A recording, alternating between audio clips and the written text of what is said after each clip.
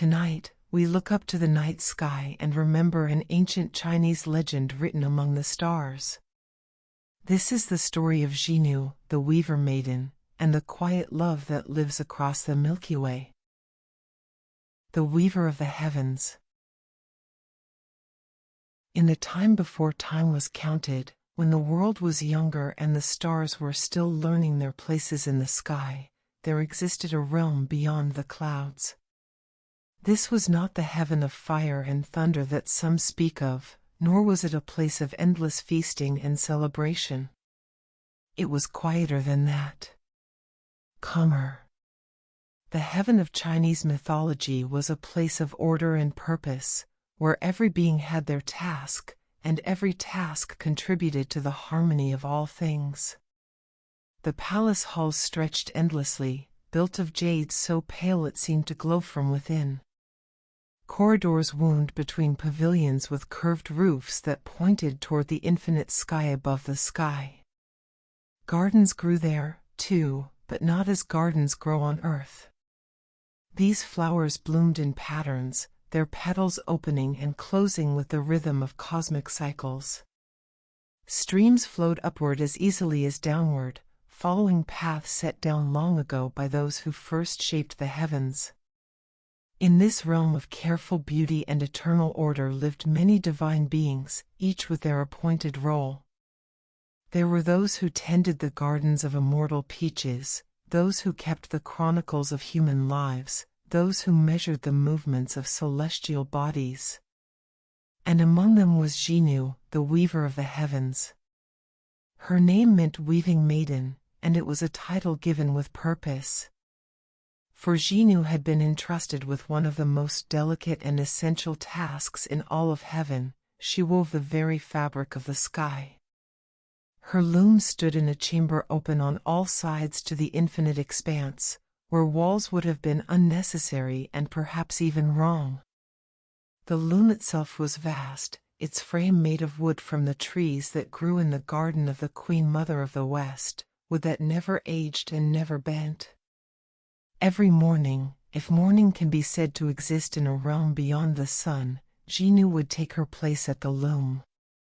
Her fingers moved with practiced grace, selecting threads from the baskets that surrounded her station. These were no ordinary threads. Some shimmered with the silver-blue light of twilight. Others held the soft gray of storm clouds or the brilliant white of high summer cumulus. There were threads of gold for sunrise, threads of deep purple for the edge of night, threads of rose and amber for the tender moments between day and darkness. With these threads, Zhinu wove. She wove the clouds that would drift across mortal skies, determining their shapes and densities, their colors and their moods. She wove the mists that would settle in valleys at dawn. She wove the patterns of stars, setting them in their constellations, ensuring that sailors would find their way and poets would find their inspiration. She even wove the very texture of the seasons, threading warmth into spring breezes and crystalline chill into winter winds. It was solitary work, but Zhinu had never minded solitude. There was a satisfaction in it, a completeness. As her shuttle passed back and forth, the rhythm became a kind of meditation. She knew her work mattered. She knew that mortal beings below depended on the regularity of seasons, the predictability of weather patterns, the steady presence of the stars. Her hands were shaping the conditions of life itself, even if those who benefited from her labor would never know her name. The other celestial beings respected Zhinu for her dedication. She never missed a day at her loom. She never complained about the repetitive nature of her task. While others might gather in the great halls to discuss philosophy or play music or practice calligraphy, Zhinu remained at her work. Not because she felt compelled by harsh duty, but because the work itself seemed to fill something in her that might otherwise have remained empty. Yet for all her contentment, there was something else within her, something she rarely acknowledged even to herself. It lived quietly in the space between one thread and the next, in the pause between one season's weaving and the beginning of another. It was a curiosity, perhaps. Or a wondering. A question that had no words yet pressed against her awareness nonetheless. She would notice it most when she worked on certain types of clouds, the ones that would cast shadows over mountains, the ones that would release rain onto fields where crops grew. As her fingers shaped these clouds, she sometimes found herself pausing, her mind drifting downward with them, following them as they descended toward the mortal realm below. What was it like down there? She knew the world, of course, in the way one knows a landscape from a great height. She knew the geography of rivers and mountains, the locations of cities and villages. She knew the cycle of planting and harvest, the rhythm of human lives measured in seasons rather than eternities. But knowing and understanding were different things. The heaven where she lived was perfect in its way. Everything had its place, its purpose, its pattern. There was beauty in that order, peace in that predictability. Time moved differently here, or perhaps it hardly moved at all. One day was much like another, which was exactly as it should be. Immortals needed no change, sought no variation. They had found their positions in the eternal dance, and there they remained, content in their roles. But sometimes, late in her work, when the day's weaving was nearly done and the light in the chamber shifted to the deep blue of cosmic twilight, Zhinu would rest her hands on the loom and simply look downward. Through gaps in the clouds she herself had made, she could see glimpses of the world below. It seemed so small from this height, yet somehow more complex, more varied than the heaven she inhabited. She could see the patchwork of fields in different shades of green and gold. She could see rivers that wound like silver ribbons, catching the light of the sun she had helped to reveal with her cloud work. She could see forests and hills, villages with their small lights beginning to glow as evening approached. And sometimes, if she looked carefully, she could see the tiny figures of mortals going about their lives, walking along roads, working in fields, gathering in doorways as the day ended. There was something about the way they moved. It was so different from the gliding, effortless motion of celestial beings. Mortals seemed weighted down, bound to the earth, and yet there was a purposefulness to their movements that intrigued her. They rushed sometimes, or walked slowly, or stopped to talk with one another.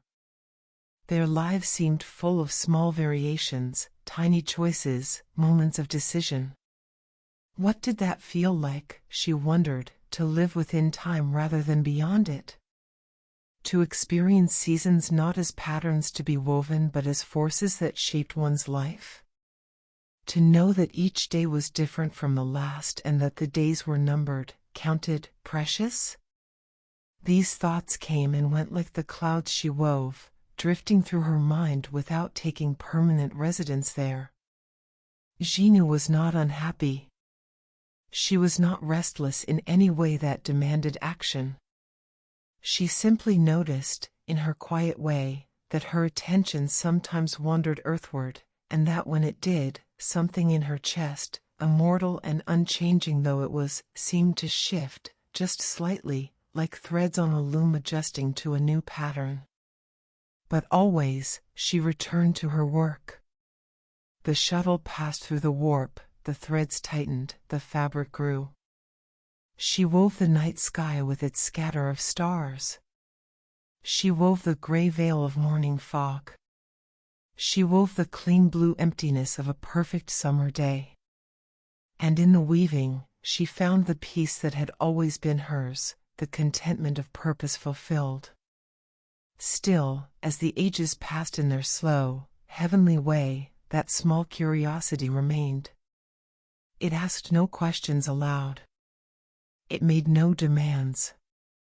It simply existed, like a single thread of a different color woven into an otherwise uniform cloth, barely noticeable, but there nonetheless, adding a subtle variation to the pattern that perhaps only the weaver herself could perceive.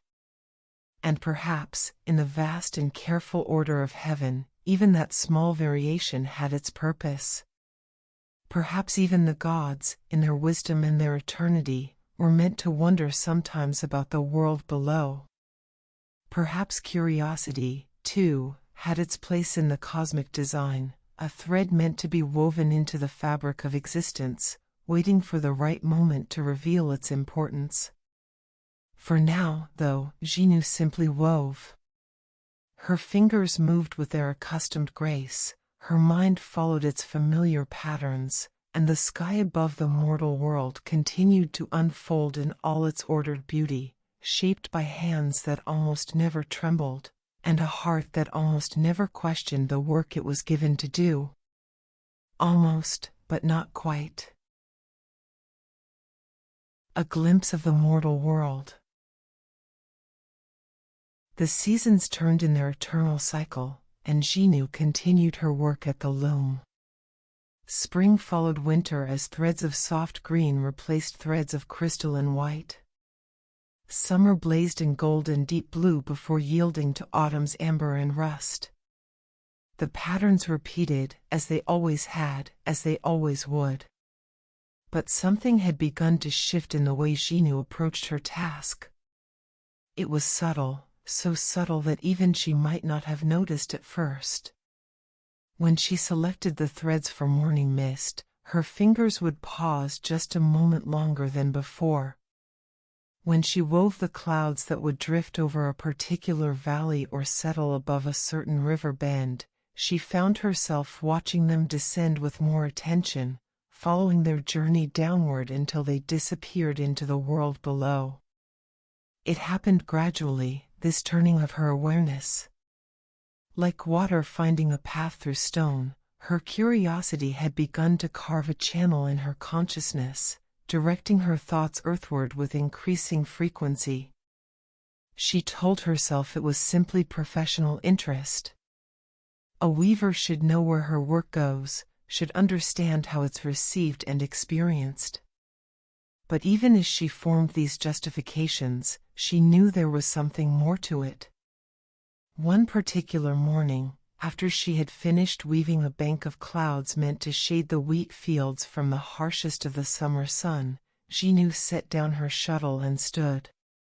The chamber around her was empty, as it usually was. The other celestial beings were at their own stations, attending to their own eternal duties. No one would notice if she paused in her work for a few moments. She moved to the edge of the chamber, where the floor seemed to meet the open sky, though there was no rail or boundary to mark the transition. From here, the mortal world spread out below like an enormous tapestry, far more complex and varied than anything she could weave at her loom. The view from heaven was clear in a way that mortal eyes could never achieve. She could see across vast distances, could watch the curve of the earth itself, could trace the paths of rivers from their mountain sources to where they merged with the sea.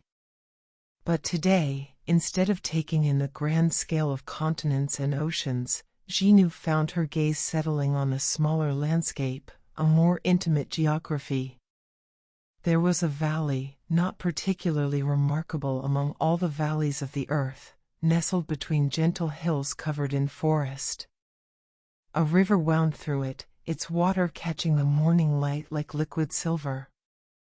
Along the river banks, fields had been carved from the wild land, rectangles and irregular shapes of cultivated earth, some golden with ripening grain, others green with growing rice.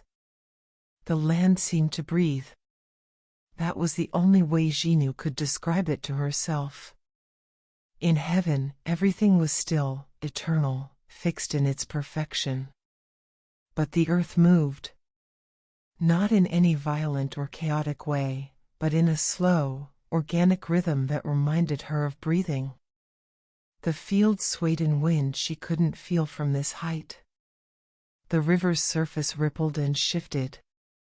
Trees moved, clouds cast traveling shadows, and even the earth itself seemed alive with subtle motion. She could see figures in the fields now, small and far away but distinct. Mortals, going about their morning work.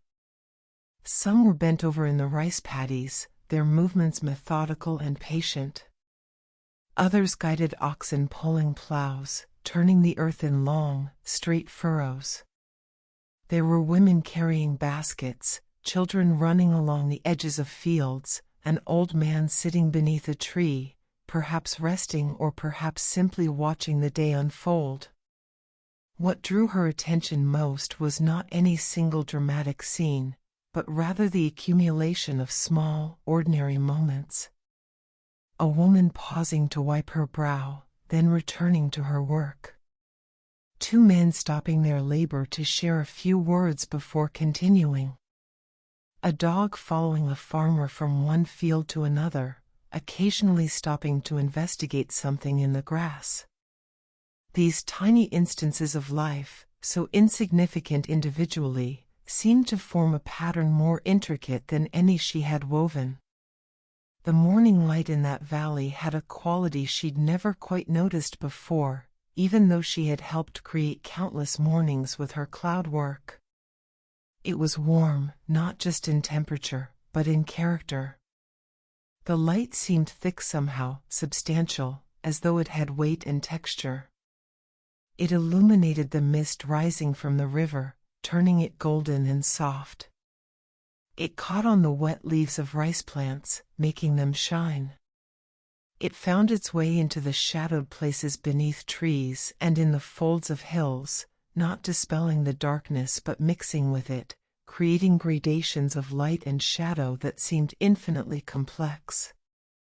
Zhinu realized she had been standing there far longer than she'd intended. The sun, that same sun she had revealed by weaving aside the morning clouds, had climbed noticeably higher in the mortal sky. She should return to her loom. There was work to be done, patterns to complete, the afternoon clouds to weave. But she found herself reluctant to turn away. There was something hypnotic about watching the mortal world, something that satisfied a hunger she hadn't known she possessed. It was so different from heaven. So changeable and temporary and warm. That word kept returning to her. Warm. Not just the physical warmth of sunlight, but something else. The warmth of life lived close to the earth, of time that moved forward and could not be called back, of moments that mattered precisely because they would end. In heaven, nothing ended. That was its perfection and perhaps, Zhinu thought with a strange inner tremor, its limitation. When nothing ends, does anything truly begin? When nothing changes, is anything really happening at all? These were not thoughts appropriate for a celestial being. She knew that. Her purpose was clear, her role was defined, and questioning the nature of eternal existence served no function. Yet the thoughts came anyway, unbidden and persistent, like those clouds she sometimes wove that refused to hold their intended shape, drifting instead into forms they chose for themselves. A movement in the valley caught her eye, a figure emerging from a small house near the river. Even from this great height, she could see it was a young man.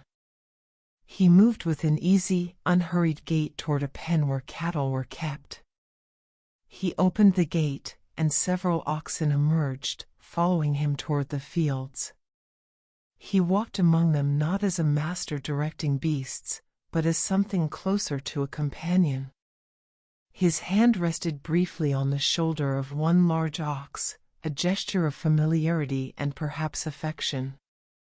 Zhinu watched as he led the animals to a field that bordered the river. She watched as he checked their harnesses, adjusted a rope, then simply stood for a moment looking out across the water. What was he thinking, she wondered? What thoughts occupied a mortal mind in such a moment? Was he planning his day's work, or remembering something from his past, or simply experiencing the morning in whatever way mortals experienced such things? The distance was too great for her to see his face clearly, but something about his posture, the way he stood so comfortably in his own skin, so naturally in his place in the world, intrigued her. He seemed to belong there, beside that river, with those animals, in that valley, in a way that she had never felt she belonged anywhere, even in heaven where she had existed since the beginning of time itself. He turned then, as if to begin his work, and Zhinu felt an odd pang. She wanted to keep watching, to understand more about this particular life in this particular place. But already the voice of duty was calling her back. The afternoon clouds would not weave themselves. The evening sky needed preparation. The stars required their nightly arrangement. She turned away from the edge of the chamber and walked back to her loom. Her hands found their familiar positions, her fingers selected the appropriate threads, and the shuttle began its passage through the warp. Back and forth, the rhythm that had defined her existence for eons. But something had changed. The work felt different now, or perhaps she felt different doing it. Each cloud she wove, she imagined descending to that valley. Each wind pattern she created, she wondered how it would feel on mortal skin. Each star she placed in the night sky, she thought about how it would look from the earth, from that riverbank, through the eyes of a cowherd who stood beneath an immensity he could never fully comprehend. As the day wore on, that timeless day of heaven that was like all days and no day, Zhinu found her hands working with the same skill as always, but her mind wandering in unfamiliar directions. She thought about the weight of things, the way gravity must feel to beings who could not float or fly. She thought about hunger and thirst, about the need to eat and sleep, about the way mortal bodies demanded attention and care.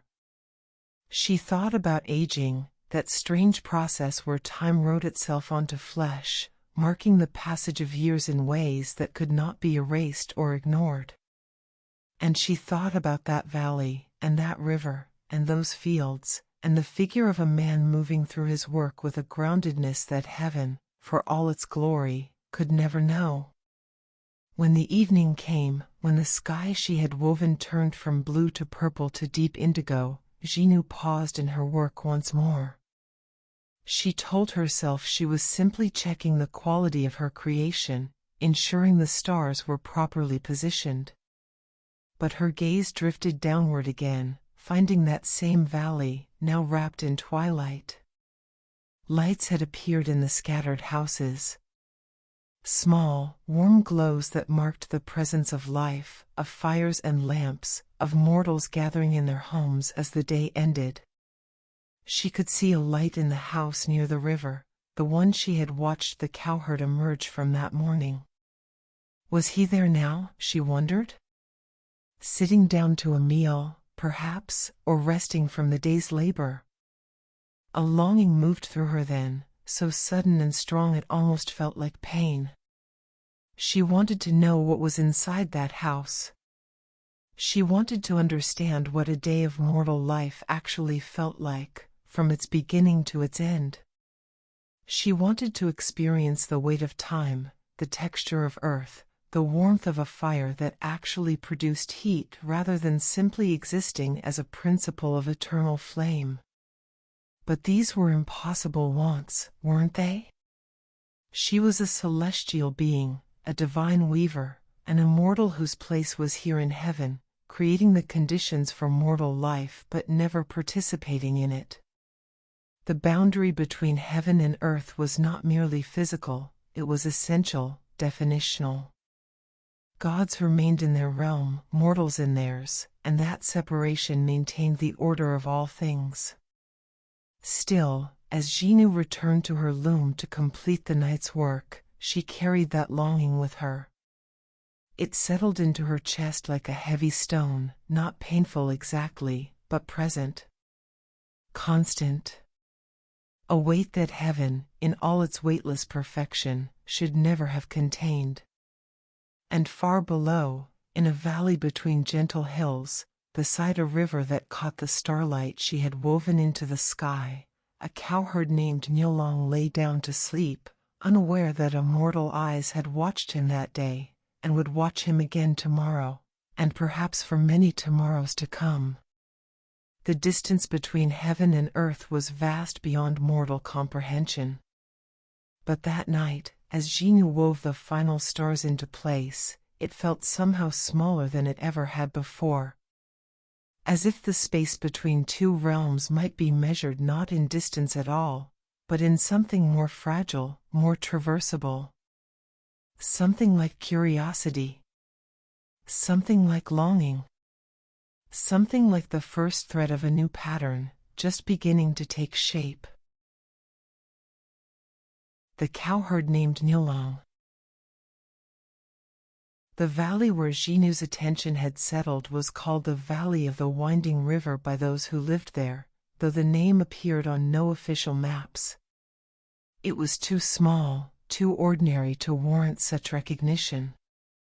The river itself had a proper name, given long ago and recorded in the chronicles of the province, but the farmers who worked the land simply called it the river, for it was the only one that mattered to their lives. In a modest house near the western bend of this river lived a young man named Niulang. His name meant cowherd, and like many names given to common folk, it described both his work and his identity. He had been called this since childhood, and whether he had been given another name at birth, no one remembered anymore. He was Niulang, the cowherd, and that was sufficient.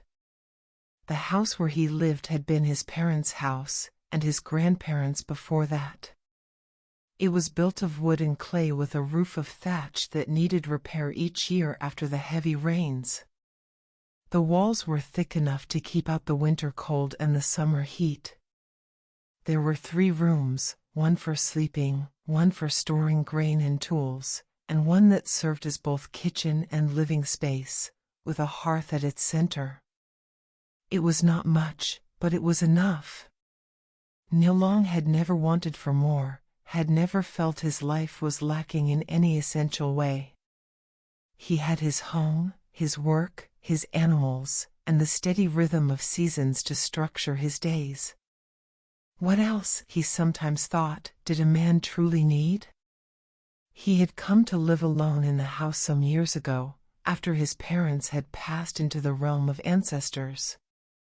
They had died within months of each other, as couples married for many years sometimes do, as if one could not imagine continuing without the other. Their passing had been peaceful, each lying down to sleep one evening and simply failing to wake the next morning. Niulang had mourned them properly, had made the appropriate offerings, had tended their graves with filial devotion. But he had not been crushed by grief. His parents had lived full lives, had seen him grow to capable manhood, and had departed knowing their son could manage the land and the animals without them. In the way of farmers who understood the cycles of life and death as intimately as the cycles of planting and harvest, Niulang had accepted their passing and continued on. His days began before dawn, when the world was still wrapped in darkness and the first birds had just begun their tentative songs. He would rise from his sleeping mat, splash cold water on his face from the basin by the door, and step outside into the pre-dawn stillness. This was his favorite time, these quiet moments before the sun arrived, when he seemed to be the only human awake in the entire world. The first task was always the same, checking on the oxen. He kept 6 of them in a pen beside the house, strong, patient animals who had worked the fields with him for years. The oldest one, a large ox with dark brown fur and gentle eyes, had belonged to his father. Niulang called him Lao Nyo, Old Ox, and treated him with special reverence.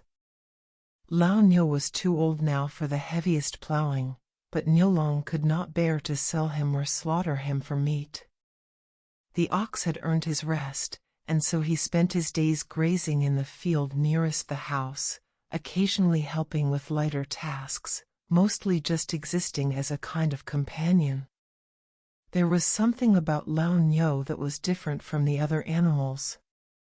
Perhaps it was his age, or perhaps something else, but Niulang sometimes felt the ox understood more than an ordinary animal should. The way he looked at Niulang with those dark, knowing eyes. The way he seemed to respond not just to commands but to moods, to the unspoken concerns that occasionally troubled Niulang's mind. It was fanciful thinking, Niulang knew, the kind of superstition that educated city people would laugh at. But alone in the valley, with only animals for company most days, such fancies seemed less foolish.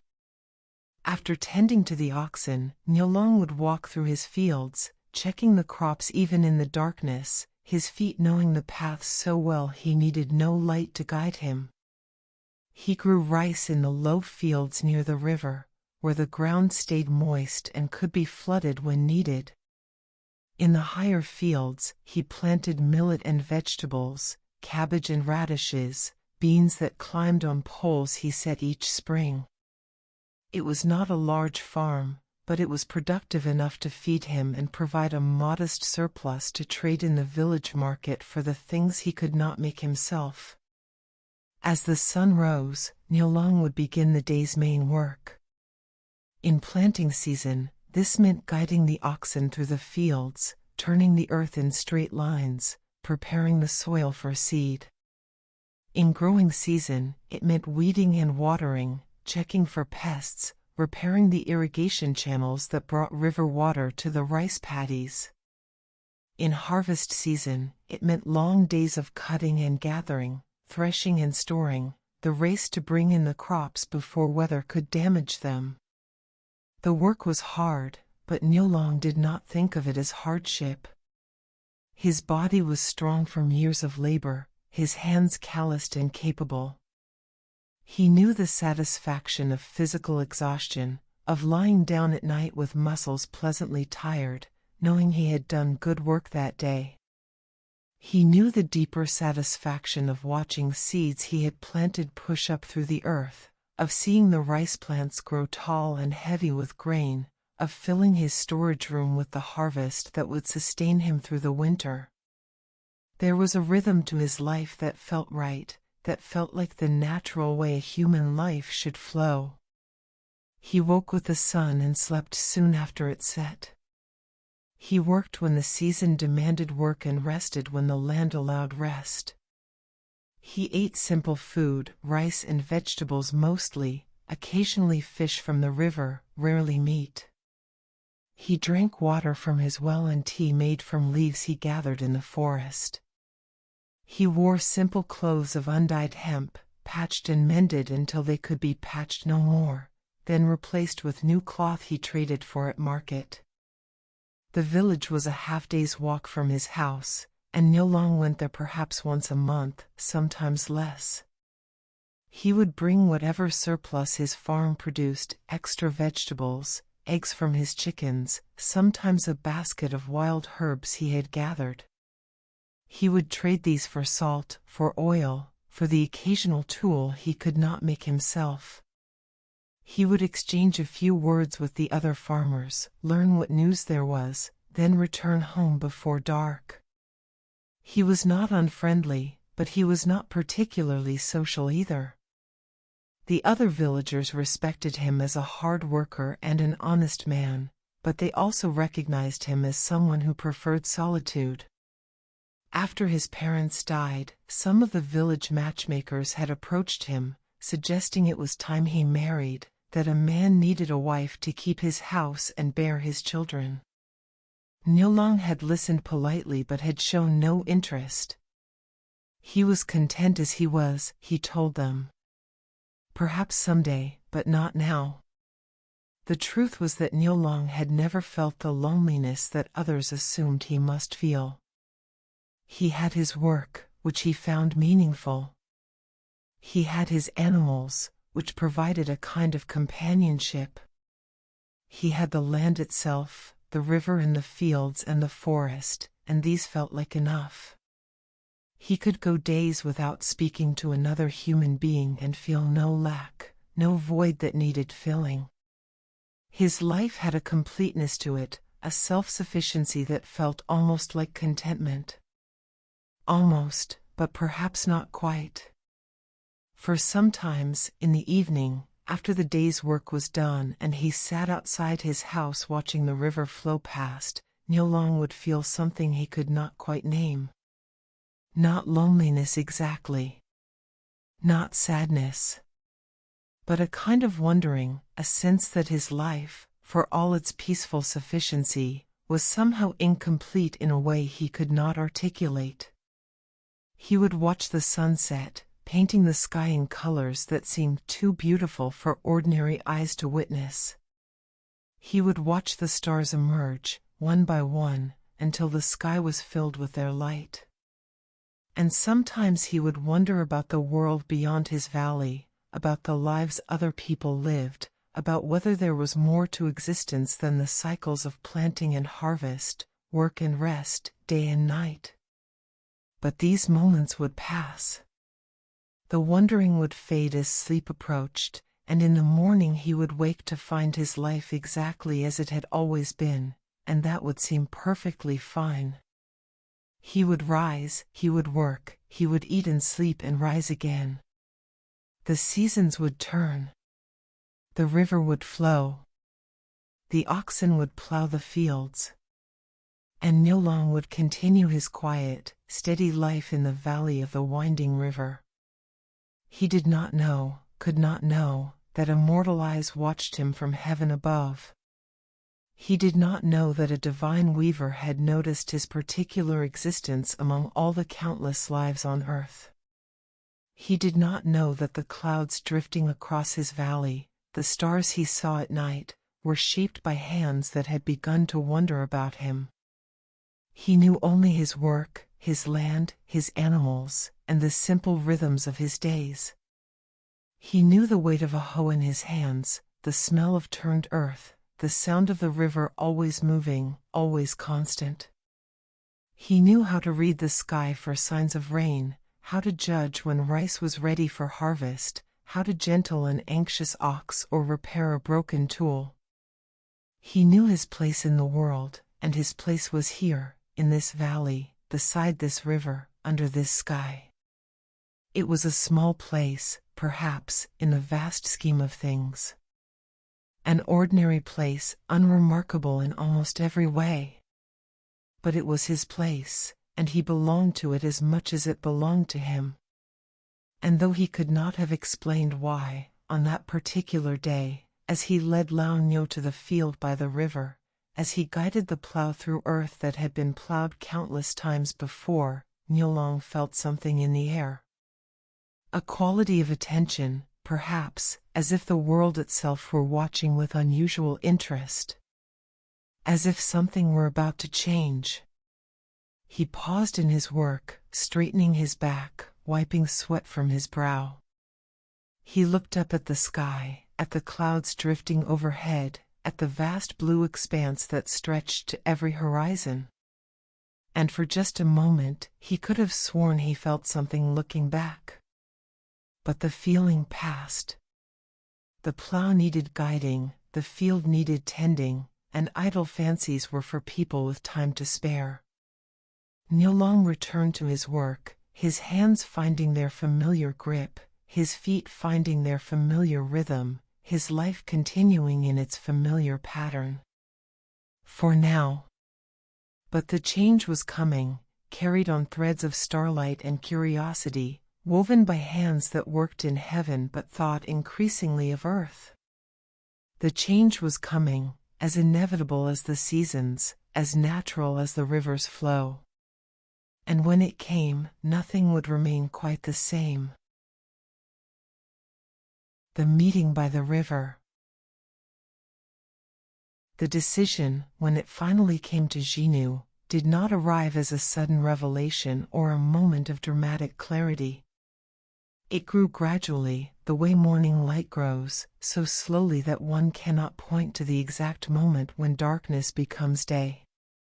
She had spent countless days watching the valley, watching the cowherd move through his life, and somewhere in all that watching, the thought had taken root: she wanted to see the mortal world not from above, but from within. It was a transgression, she knew. Celestial beings did not simply descend to earth on whims of curiosity. There were rules, cosmic laws that maintained the separation between realms. But the rules, she realized, said nothing about brief visits. Gods and immortals had descended before, in the ancient stories, to walk among mortals for various purposes. Surely there could be no harm in a single afternoon, a few hours to satisfy this wondering that had grown too large to ignore. She waited for a day when her work was ahead of schedule, when the clouds were woven for the week to come and the stars needed no adjustment. She waited for a day when the valley below was touched with particularly beautiful light, when the season was summer and the river would be warm, when the world seemed to call to her with special insistence. And then, with a mixture of trepidation and excitement she had never felt before, Zhinu stepped to the edge of her chamber and allowed herself to fall. Falling from heaven was not like falling on earth. There was no rush of wind, no terror of impact. She simply descended, passing through layers of cloud and sky as if moving through veils of silk. The world below grew larger, more detailed, more real with every moment. She could see individual trees now, individual rocks in the river, the specific texture of the earth itself. And then, with a gentleness that surprised her, her feet touched ground. The sensation was immediate and overwhelming. Weight. She had weight. Her body, which had never known gravity's pull, suddenly had mass and substance. It was not unpleasant, quite the opposite, but it was profoundly strange. She felt connected to the earth in a way she had never imagined, as if invisible threads now bound her to the ground beneath her feet.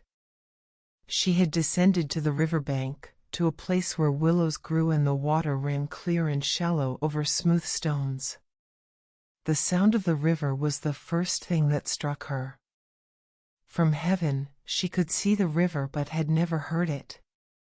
Now it filled her ears, the constant gentle music of water moving, a sound both soothing and alive.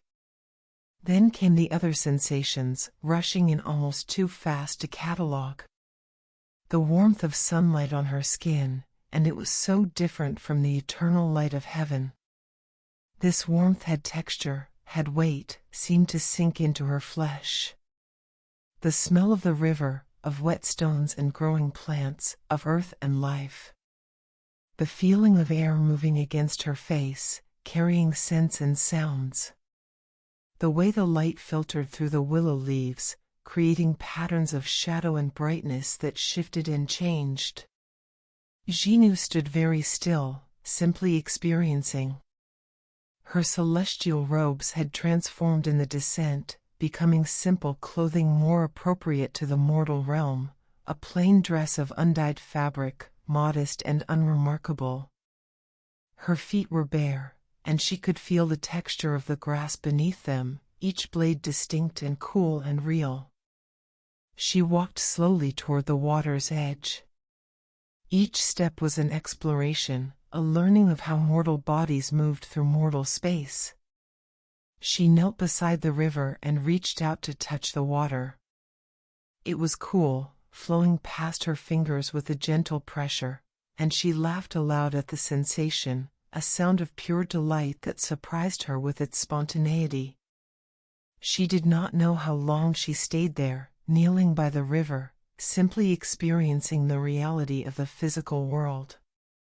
Time felt different here. In heaven, time was a concept, a measure without meaning. Here, she could feel it passing, could sense the movement of the sun across the sky, could understand that each moment led to the next in an irreversible sequence. It was Lao Nyo who found her first. The old ox had wandered down to the river for a drink, as was his habit in the warm afternoon hours. He saw the young woman by the water and stopped, regarding her with those dark, knowing eyes. For a long moment, they looked at each other, the divine being wearing mortal form and the mortal ox who perhaps understood more than ordinary animals should. Then Lao Nyo did something unexpected.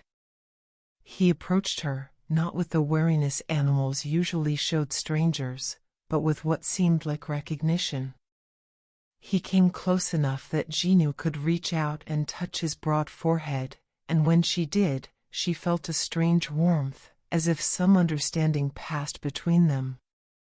"Hello, old one," she said softly, and the words felt strange in her mouth. She had spoken before, of course, but in heaven, speech was almost unnecessary. Here, words had to travel through air, had to be shaped by breath and tongue and lips. They were physical things, as real as the river and the stones. Lao Nyo made a low sound, not quite a moo, more like a rumble of acknowledgement.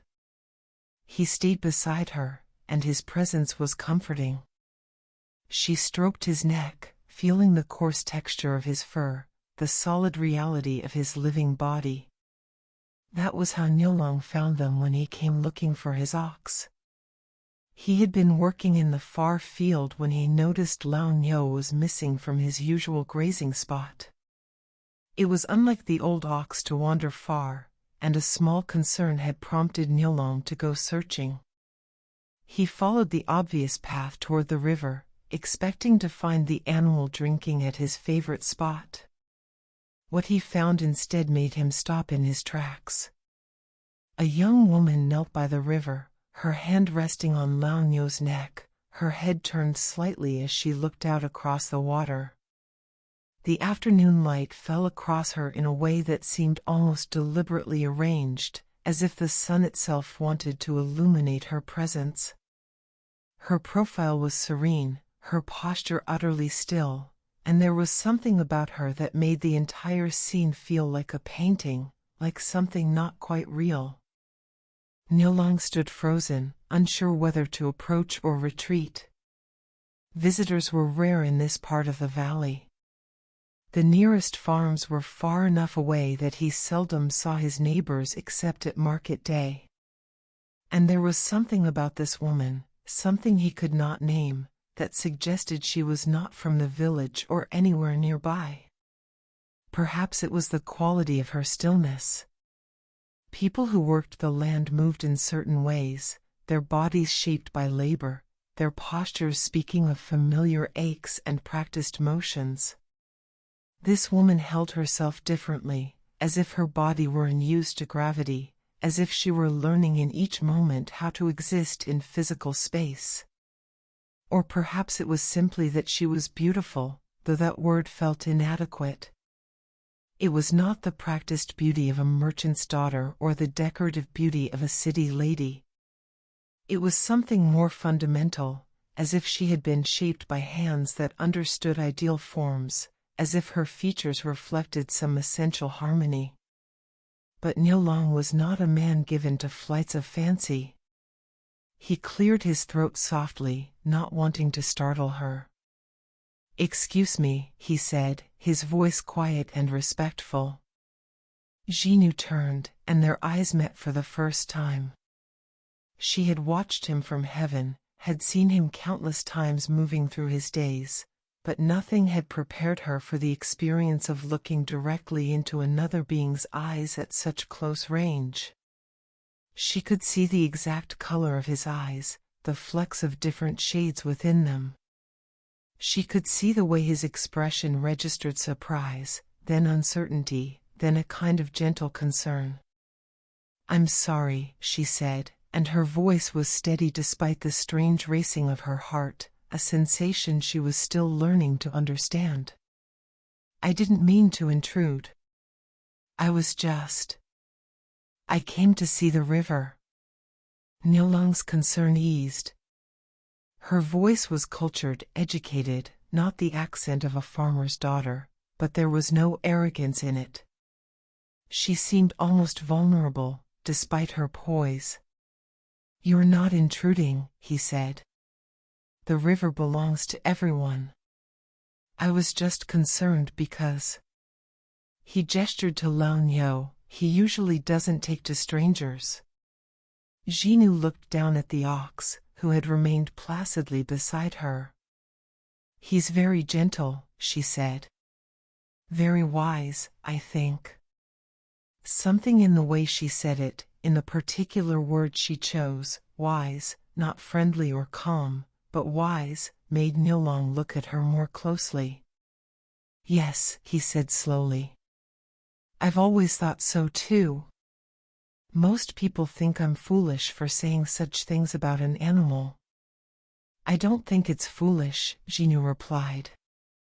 There was a pause, not awkward but full, as if the space between them held more than just air and distance.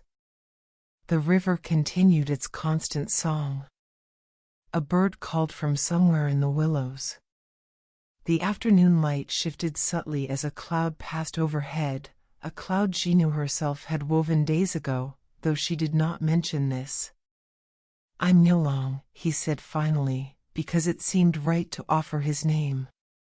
"Zhinu," she replied, and the name felt strange on her tongue, as if speaking it in the mortal realm made it less divine, more human. "Are you from the village?" Niulang asked, though he already suspected the answer. "No," she said. "I'm from far away.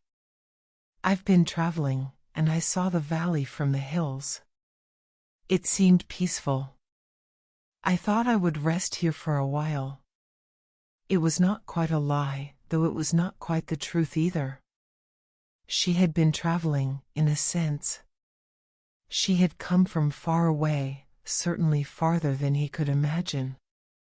And she did want to rest, or at least to experience what rest meant in the mortal sense.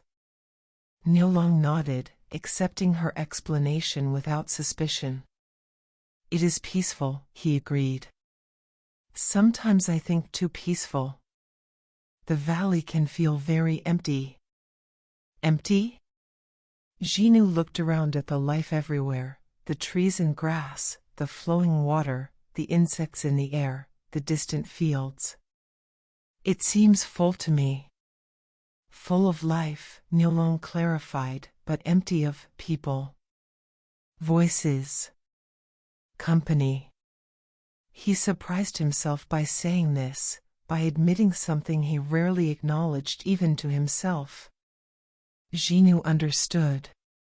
She thought of heaven, so full of immortals and yet so empty of true connection, of conversation that went beyond the formal exchanges of eternal beings following eternal patterns. "Yes," she said softly. "I understand that kind of emptiness." They stood in silence for a moment, and it was comfortable, neither feeling the need to fill the space with unnecessary words.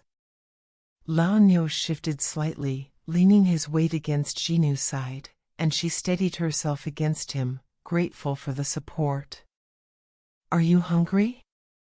Niulang asked, the question coming naturally, an extension of the hospitality any farmer would offer a traveler. "Thirsty?" "My house is not far. I have tea, at least. Some rice. It's simple food, but you're welcome to share it." Zhinu had never been hungry or thirsty before this day. She had never needed food or drink. But now, in this mortal body she wore, she realized she could feel both sensations, mild but present, a gentle emptiness that wanted filling. "I would like that," she said. "Thank you." Niulang nodded and turned toward his house, and Zhinu fell into step beside him. Lao Niu followed, as if he were deliberately accompanying them, as if he understood that something significant was happening and wanted to witness it. They walked in silence, Zhinu taking in every detail of the path, the feel of earth under her feet, the way grass bent as she stepped on it, the warmth radiating from Niulang's body at this close distance.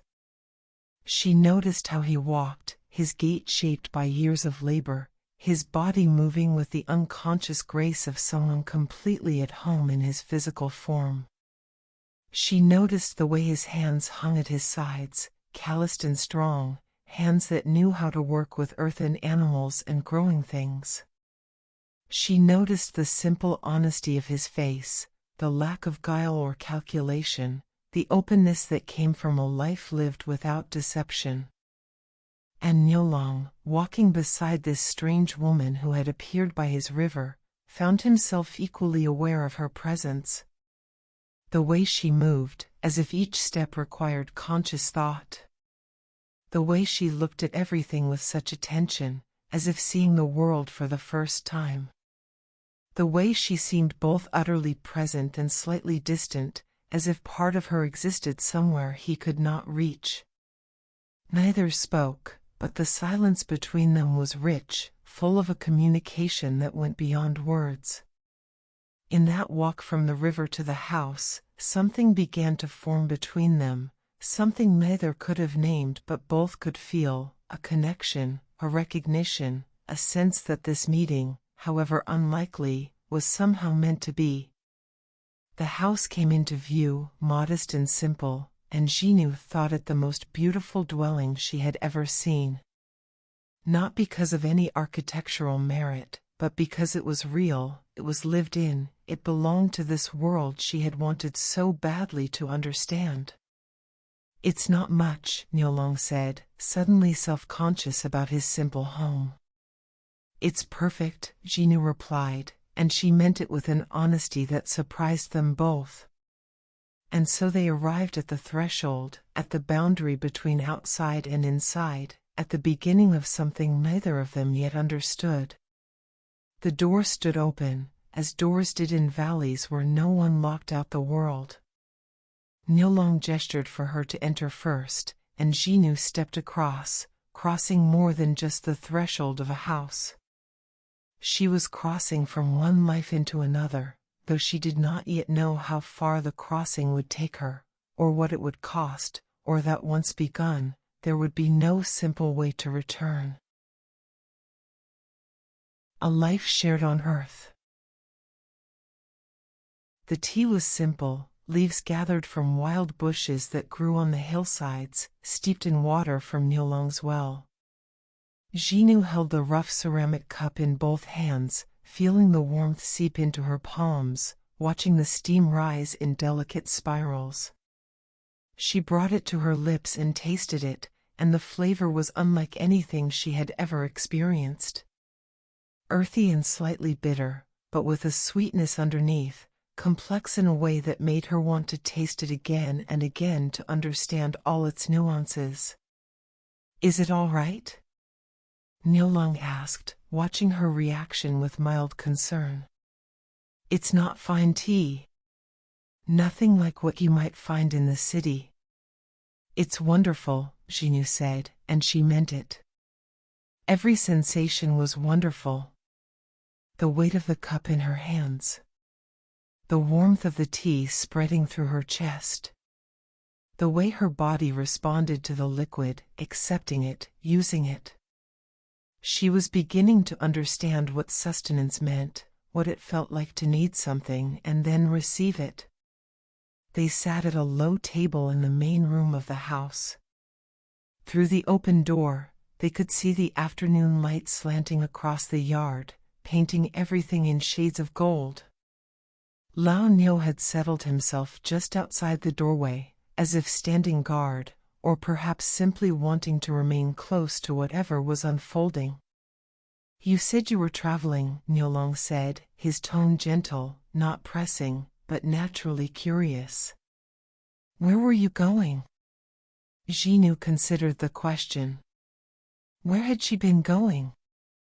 Toward understanding, perhaps. Toward experience. Toward something she could not have named when she began her descent but was beginning to recognize now. I don't know, she said honestly. I think I was looking for something, but I didn't know what. Maybe I still don't.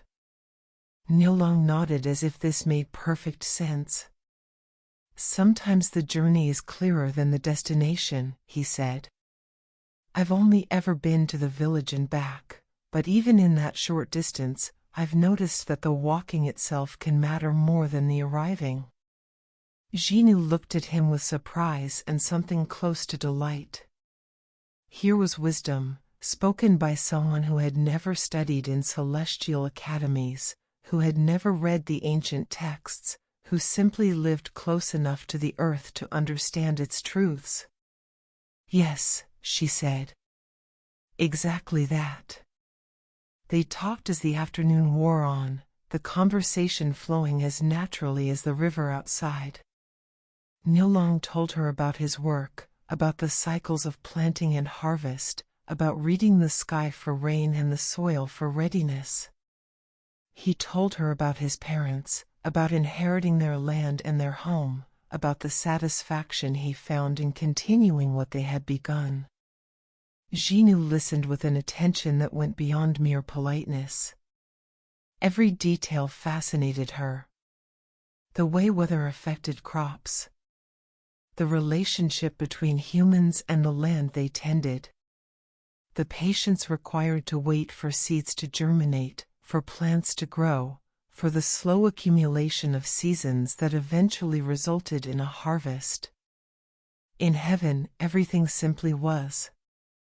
Here, everything was becoming, and the process of becoming was as important as the final result. When Niulang asked about her own life, her own history, Zhinu found herself speaking carefully, offering truths that were not quite complete. She told him she had spent her life weaving, which was true. She told him she had lived in a place where everything was ordered and precise, also true. She told him she had felt a growing curiosity about how other people lived, about what life felt like when it was measured in days and seasons rather than eternities. If Niulang found her answers somewhat vague, he did not press. There was a gentleness to his curiosity, a respect for privacy that allowed silence to coexist with conversation.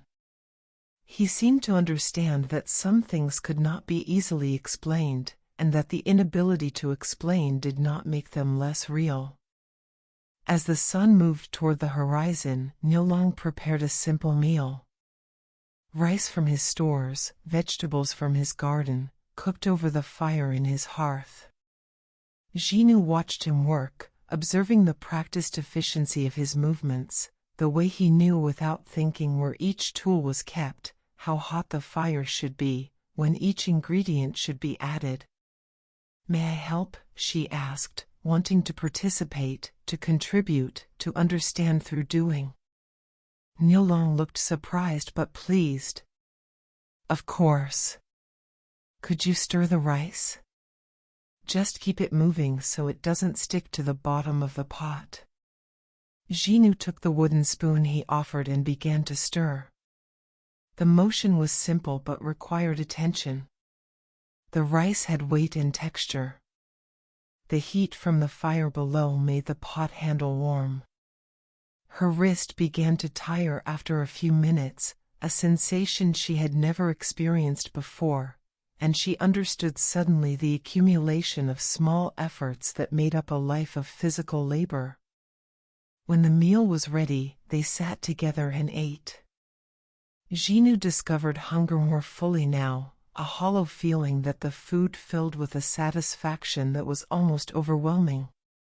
Each grain of rice was distinct in her mouth. The vegetables had flavors that varied depending on how they were cooked. The simple act of chewing and swallowing, of feeling her body accept and transform the food into energy, it was all miraculous. "This is delicious," she said, and Niulang laughed, a sound of genuine pleasure. "You're very kind," he said. "But it's just farmer's food. The same meal I eat every day." "Maybe that's what makes it delicious," Zhinu suggested. the everydayness of it. The fact that it sustains and continues and matters. Niulang paused in his eating, considering her words.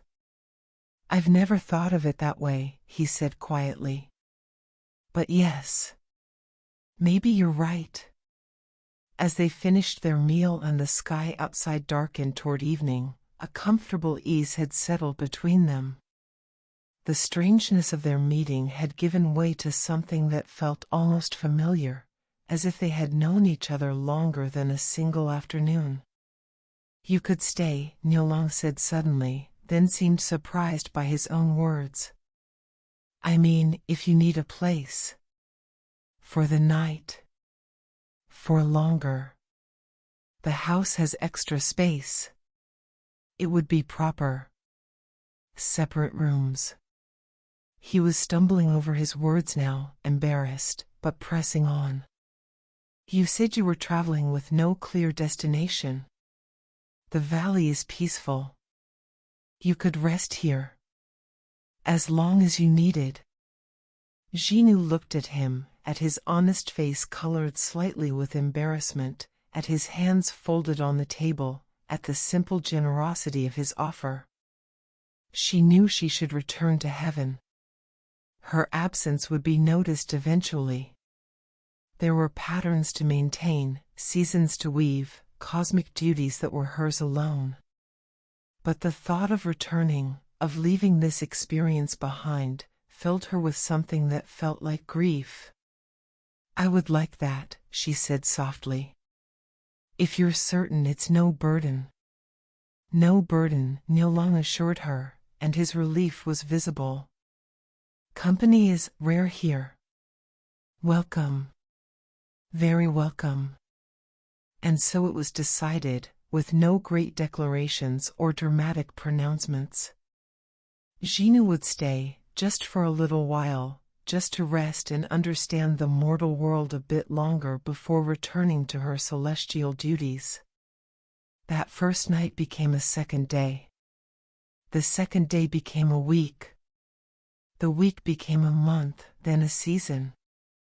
Time moved differently on Earth than Zhinu had understood from her heavenly vantage. It accumulated, each moment building on the last, creating a structure of memory and experience that gave weight to existence. She learned the rhythms of Niulang's life by living them alongside him. She learned to wake with the sun, to feel the change in her body as it moved from sleep to wakefulness. She learned to work with her hands, to plant seeds in earth, to weed and water, to feel the satisfaction of seeing things grow under her care. Niulang showed her his craft with patience and kindness. He taught her how to read the soil, how to know when the rice needed more water, how to identify the beneficial insects from the pests. He taught her to work with the oxen, how to approach them with confidence and gentleness, how to guide them without forcing. And Zhinu discovered she loved the work. The physicality of it, the way it engaged her body and mind together. In heaven, her weaving had been beautiful but abstract, patterns created for purposes she understood intellectually but did not feel. Here, the work connected directly to life. The vegetables they planted would feed them. The rice they cultivated would sustain them through winter. Every action had immediate, visible consequences. In turn, Zhinu brought her own skills to their shared life. She set up a loom in the extra room of the house, using simple materials she and Niulang gathered or traded for at the village market. The loom was crude compared to her celestial instrument, but that somehow made the work more satisfying. She had to struggle with the threads, had to accept imperfections, had to learn patience with materials that did not always cooperate. She wove cloth for their clothing, for blankets, for trade. Her work was beautiful, even with simple materials and mortal tools. Her hands remembered their ancient skill. The patterns she created caught the eye of villagers when Niulang brought them to market. Soon there was demand for more, and Zhinu's weaving became a valuable contribution to their household economy. But more than the practical value, the weaving gave her a connection to her old life, a way to carry her divine identity into this mortal existence. Each thread she selected, each pattern she created, she thought of the clouds and stars she had woven in heaven. But now she was creating beauty not for abstract cosmic purposes, but for the immediate, warm, human purpose of keeping people comfortable and clothed. The seasons turned. Summer gave way to autumn, and Zhinu experienced her first harvest. She worked alongside Niulang, cutting the rice, binding it in sheaves, carrying it to the threshing floor. Her back ached in ways she had never imagined possible. Her hands blistered and calloused. Sweat ran down her face and soaked her clothes. And she had never felt more alive, more present, more utterly real than in those long days of harvest labor. When the work was done and the grain safely stored, they sat together outside the house in the cool evening air, too tired to speak, just existing side by side. Niulang had brought out cups of water, cold from the well, and they drank in silence, watching the stars emerge in the darkening sky. Zhinu looked up at those stars, at the constellations she had arranged with her own hands in what felt like another lifetime. She could see the patterns she had woven, could trace the familiar shapes. But now she saw them from below, from a mortal perspective, and they looked different. Smaller and more distant, but somehow more beautiful, more precious, because she understood now what it meant to look up at something vast and eternal while knowing your own existence was small and temporary. "What are you thinking?" Niulang asked quietly, noticing her gaze fixed on the sky. "I'm thinking about perspective," Zhinu said.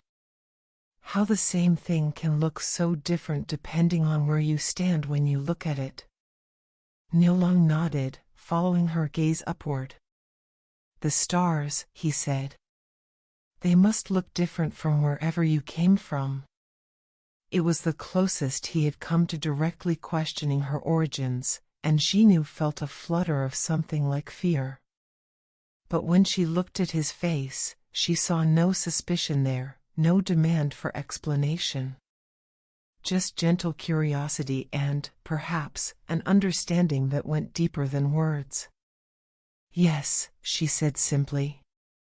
"Very different." "Do you miss it?" he asked. "Your home?" Zhinu considered this carefully. Did she miss heaven? She missed the ease of it, perhaps. The lack of physical discomfort, the absence of hunger and thirst and exhaustion. But she did not miss the emptiness she had not recognized until she left it. She did not miss the endless days without variation, without growth, without the sweet ache of earning one's rest. "Sometimes," she said honestly. "But less than I thought I would." Niulang smiled, a small, quiet expression that warmed her more than any celestial sun ever had. "I'm glad," he said simply.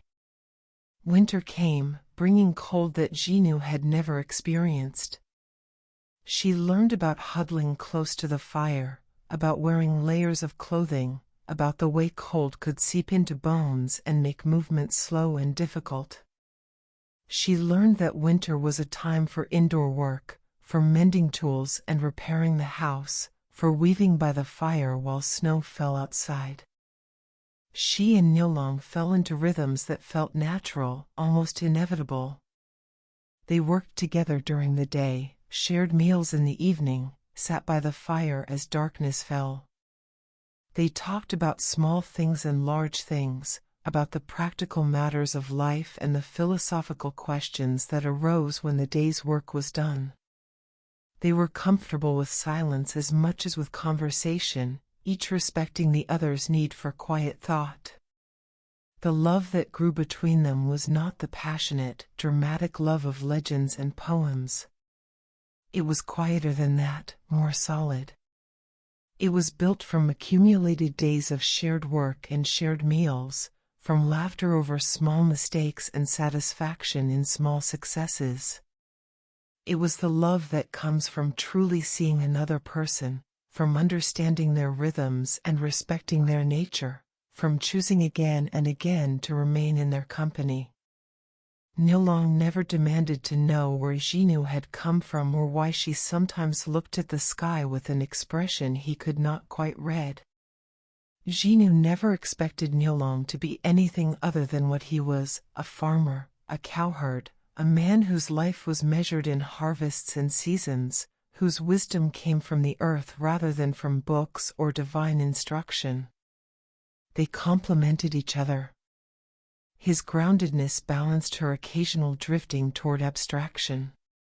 Her perspective, shaped by her celestial origins even if she did not speak of them, helped him see beauty and meaning in work that had become routine.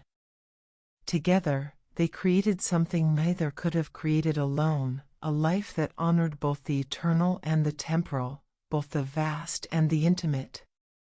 Spring came again, bringing the cycle back to its beginning. They planted together, their hands working the same soil, preparing for another season of growth. And as Zhinu pressed seeds into the earth, she felt something she had never felt in all her eons in heaven. She felt home. Not the place where she had been born or the role she had been given, but something deeper. Home is a feeling rather than a location. Home is the place where you belonged not because you were assigned there, but because you had chosen it, and it had chosen you in return. She looked up from her planting to find Niulang watching her, and when their eyes met, she saw reflected in his face the same recognition she felt. This was where she belonged. This valley, this farm, this man who asked no questions and offered only acceptance. The thought crossed her mind that she should feel guilty, that she was shirking her celestial duties, that the heavens must have noticed her absence by now. But that thought felt distant, irrelevant. What mattered was here, now, the earth under her fingernails and the sun on her back and the knowledge that tonight they would eat food they had grown themselves, and tomorrow they would rise and continue the work that gave structure and meaning to their days. What mattered was the accumulation of ordinary moments that somehow added up to joy. The shared work, the shared rest, the shared silence and conversation, the way two lives could intertwine so thoroughly that neither could remember anymore what solitude had felt like. This was what she had been seeking when she descended from heaven, though she had not known it then. Not drama or adventure or grand passion, but this, the sweet, solid, sustaining reality of a life shared with another, a life measured in seasons and harvests, in small kindnesses and comfortable routines, in the daily choice to remain together because being together felt like the most natural thing in the world. And so the seasons turned, and the years passed in their mortal way, each one leaving its mark, each one adding to the accumulation of memory and experience that made up their shared existence. And for a time, a brief, precious time, it seemed as if this life might simply continue, as if heaven might forget about its missing Weaver, as if the ordinary happiness they had built together might be enough to shield them from the cosmic forces that had shaped their separate origins. For a time, it almost seemed as if love alone might be sufficient to bridge the gap between mortal and immortal, earth and heaven, the temporary and the eternal. Almost. But nothing lasts forever on earth, and even happiness carries within it the seeds of its own ending. The order of heaven. In heaven, time does not flow as it does on earth. Days do not follow nights in neat succession. Seasons do not turn with predictable rhythm. Instead, there is a kind of eternal present, where all moments exist simultaneously and change happens so slowly as to be almost imperceptible. But even in heaven, absence can be noticed. It began with small disruptions. The clouds over certain regions formed incorrectly, their patterns slightly off, their colors not quite right. The stars in their nightly arrangements showed minor inconsistencies, subtle enough that mortal eyes would never detect them, but obvious to those who maintained the celestial order. The seasons on earth began to blur at their edges, spring lingering too long in some places, winter arriving early in others. The other celestial beings noticed these irregularities but did not immediately connect them to Zhinu's absence. She had always been so reliable, so constant in her duties, that the thought of her simply not being at her loom seemed impossible. They assumed she was delayed somehow, or that some cosmic principle they did not understand was affecting her work. But as the disruptions accumulated, as more clouds formed improperly, as more stars drifted from their assigned positions, as the carefully woven fabric of sky and weather began to show tears in its pattern, the truth became unavoidable. The weaver of the heavens was gone. The realization moved through the celestial realm with the slow inevitability of dawn. Concerns were raised. Questions were asked. And eventually, the matter came before the Jade Emperor and the Queen Mother of the West, the supreme deities who maintained the order of heaven and earth. The Queen Mother of the West was not a goddess of anger or passion. She did not rage at Zhinu's disappearance or demand immediate punishment. She was instead something more fundamental and perhaps more implacable. She was the embodiment of cosmic order itself, of the principles that kept heaven and earth in their proper relationship. She stood in her palace garden, surrounded by the peach trees that granted immortality, and looked down at the mortal world below. Her gaze, which could see through clouds and distance as if they did not exist, found the valley, found the small farm, found her granddaughter working in a field of rice, her hands in the earth, her immortal body wrapped in mortal form. The Queen Mother watched for a long moment, her expression unreadable. She saw Zhinu laugh at something Niulang said. She saw them work side by side, their movements coordinated by long practice. She saw the simple house where they lived, the ordinary life they had built together. And perhaps, for just a moment, something that was not quite emotion but might have been its celestial equivalent moved through the Queen Mother's awareness. Recognition of beauty, perhaps. Acknowledgement of love. Understanding of the pull that the mortal world could exert even on divine beings. But these considerations, however sympathetic, were secondary to the primary truth: order must be maintained. The Queen Mother summoned her attendants, celestial beings whose purpose was to carry out the will of heaven. "The weaver has forgotten her nature," she said, her voice carrying the weight of inevitability. "She must be reminded. She must be returned." The attendants bowed, accepting their commission. But one, braver or more curious than the others, dared to speak. "And the mortal?" he asked. "The one she has attached herself to?" The Queen Mother considered this. "He will remain where he belongs," she said. "On earth, as mortals must. The boundary between realms exists for a reason. It will be restored." There was no anger in her pronouncement, no desire for punishment or revenge. There was simply the recognition that the order of things had been disrupted and must be set right. Heaven was heaven, earth was earth, and the divine did not dwell among mortals, no matter how strong the pull of love or curiosity. The command was given, and in heaven, commands were not debated or delayed. They simply were, and then they were enacted. The morning it happened was like any other morning. Zhinu woke beside Niulang as the first light touched the sky. She rose, splashed water on her face, stepped outside to greet the day.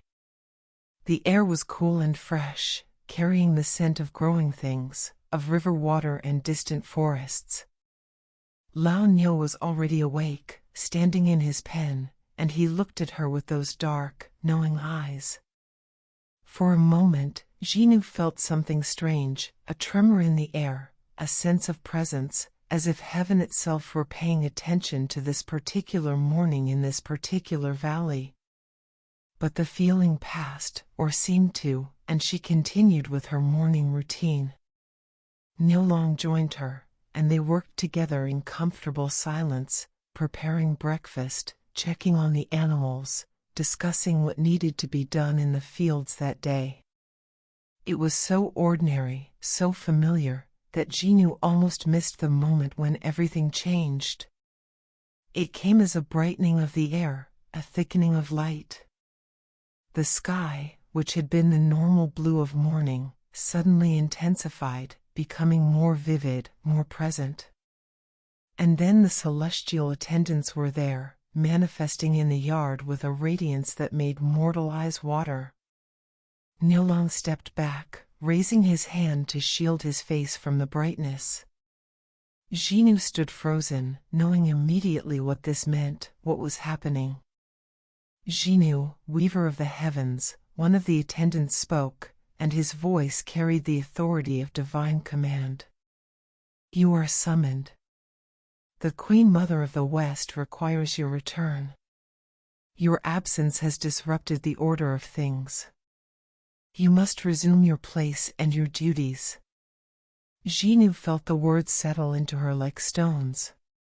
She had known this moment might come, had pushed the knowledge away, had allowed herself to believe that somehow she might remain indefinitely in this life she had chosen. But deep down, she had always known. Heaven does not forget its own. She began, but words seemed insufficient. What could she say? That she had found something here more meaningful than her celestial duties? That she had discovered in mortality what immortality had never offered? That she loved a mortal man and an ordinary life more than she had ever loved the perfection of heaven? All of these things were true, but none of them mattered. Not to heaven. Not to the order that must be maintained. Please, she said instead, and it was perhaps the first time in her existence she had ever pleaded for anything. A moment. Let me say goodbye. The attendants conferred silently, then nodded. One moment, the spokesman said. Heaven can grant that much. Zhinu turned to Niulang, who stood still and pale, his face showing shock and dawning understanding. He looked at the celestial beings, then at Zhinu, and in his eyes she saw the realization crystallizing, the understanding of what she really was, where she had really come from, why she had sometimes looked at the stars with such longing and such sadness. You're not. He began, then stopped. You're one of them. You're from. He gestured helplessly at the sky. Yes, Zhinu said, and her voice broke on the word. I'm sorry. I should have told you. I meant to. But the time never seemed right, and then too much time had passed, and I thought maybe it wouldn't matter. Niulang stood silent for a long moment, processing this revelation. And then, in a gesture that somehow encompassed everything about his character, he stepped forward and took her hands in his. It doesn't matter, he said firmly. Whatever you are, wherever you came from, it doesn't change what we've had. What we've been to each other. But I have to go, Zhinu said, and tears were streaming down her face now, this mortal body she wore responding to grief in ways her celestial form never could. They're calling me back. I have duties. Responsibilities. I can't refuse. I know, Niulang said, and his voice was steady despite the devastation in his eyes. I understand duty. I understand responsibility. But Zhinu, he gripped her hands tighter, this isn't the end. It can't be. The celestial attendants stirred, impatient. The moment is ending, one said. The Weaver must return. Zhinu felt the pull then, the inexorable force of heaven drawing her back. It was not violent or painful, but it was absolute. She could no more resist it than she could stop the sun from rising or the seasons from turning. I'll find a way, she said desperately, holding on to Niulang's hands even as her form began to shimmer, to lose its solidity. Somehow. I don't know how, but I'll find a way back to you. I'll wait, Niulang promised. However long it takes. I'll be here, by the river, in the valley. I'll wait for you. And then the pull became irresistible, and Zhinu felt herself being drawn upward, her mortal form dissolving, her celestial nature reasserting itself. The last thing she saw was Niulang's face looking up at her, his hand still outstretched as if to hold on to something that was already gone. The last thing she heard was Lao Nio's mournful bellow, a sound of protest and grief that seemed to echo across the entire valley. And then she was rising, moving through the air faster and faster, the ground falling away below her, the farm and the river and the valley becoming smaller, more distant, until they were just one small patch of earth among countless others. The journey back to heaven was nothing like her descent. There was no gradual transition, no time to adjust.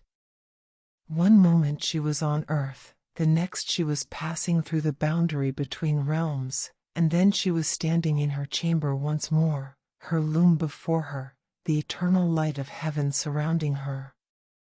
Everything was exactly as she had left it. The threads waited in their baskets. The half-finished weaving still hung on the loom, frozen in the moment she had abandoned it. Nothing had changed in heaven, because nothing ever truly changed in heaven. Except that she had changed. She had been to earth. She had lived as mortals lived. She had loved and worked and experienced the weight of time and the sweetness of temporary things. And now, standing in the changeless perfection of heaven, those memories felt almost unbearably precious. The Queen Mother of the West came to see her that first day, or what passed for day in heaven. She stood at the entrance to the chamber, her presence radiating authority and something that might have been compassion, though it was hard to read emotion in features so perfect, so divine. You understand why this was necessary, the Queen Mother said. It was not a question. I understand, Zhinu replied, because she did. The order of things had been disrupted. Heaven needed its weaver. The cosmic balance required maintenance. These were facts, unchangeable and absolute. You have duties, the Queen Mother continued. The patterns you create affect all of existence. Your absence caused disruption. Suffering even, as weather turned unpredictable and seasons lost their rhythm. I know, Zhinu said. I never meant to cause harm. Intent is not the question, the Queen Mother said.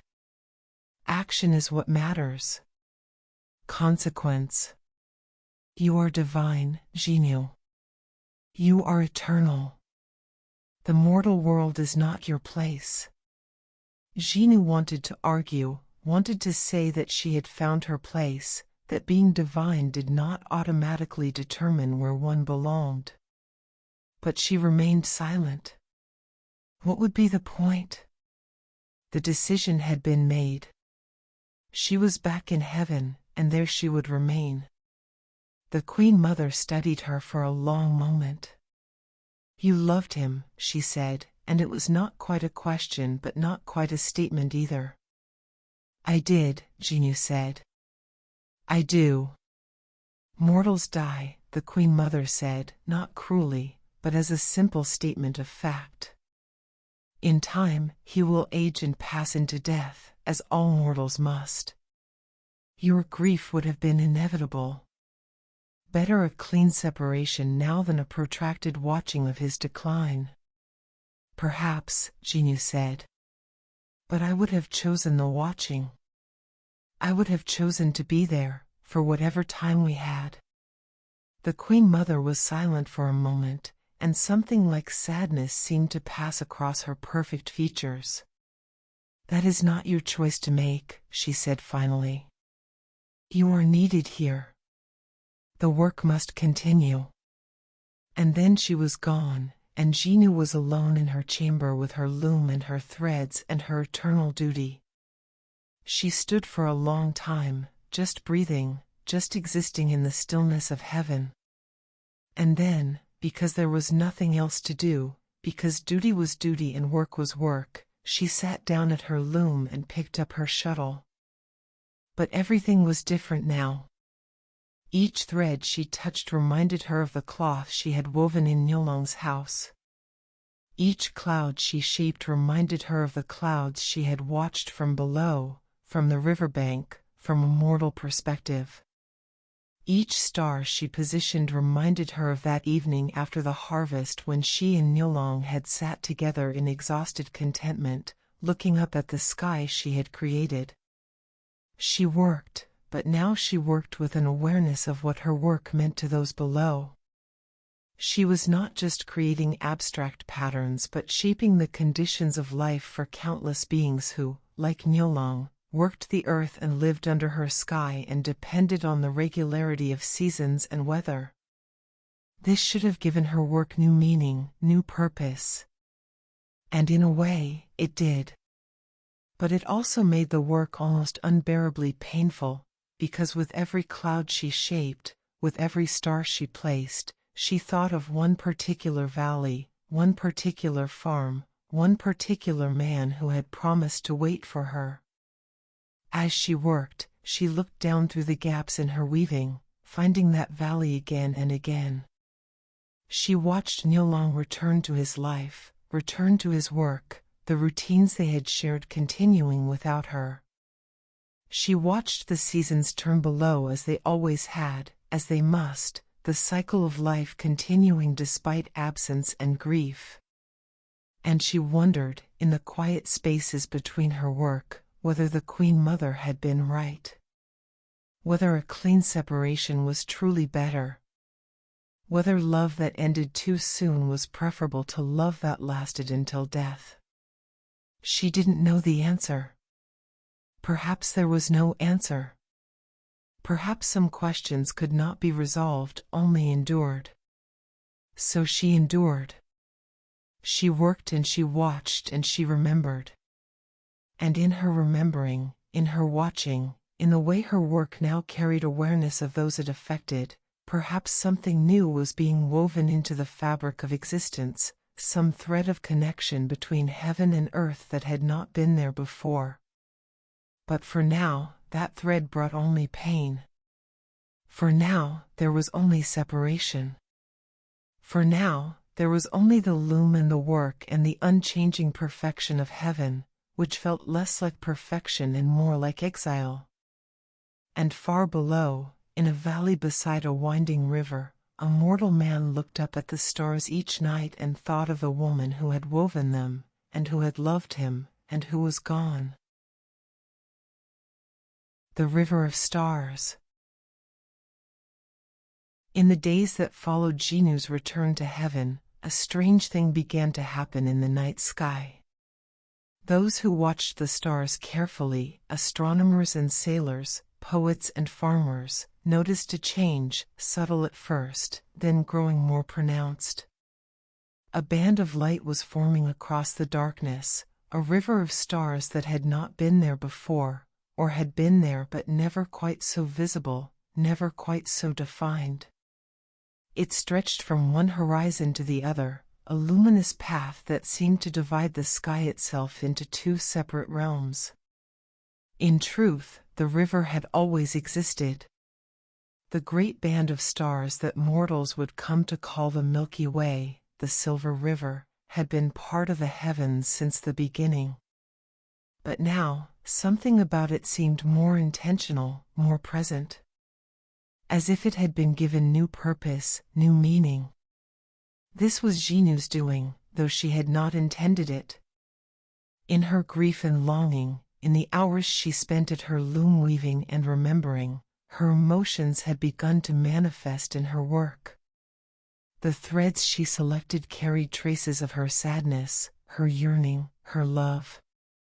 The patterns she created were technically perfect, as they always had been, but now they contained something else, a quality of separation, of distance that could be felt even by those who observed from far below.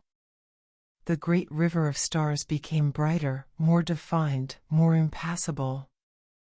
It was beautiful, mortals agreed. The way it arced across the sky, glittering with countless points of light, was perhaps the most magnificent sight in all the heavens. But there was something melancholy about it too, something that made people who gazed upon it feel an inexplicable sadness, as if they were witnessing not just beauty but loss. In heaven, the other celestial beings noticed the change but did not speak of it. They understood, in their way, that Zhinu's work had been affected by her experience on earth. They understood that emotion, once awakened in a divine being, could not simply be shut away.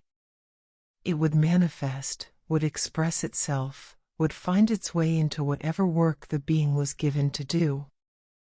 The Queen Mother of the West observed the river of stars and said nothing.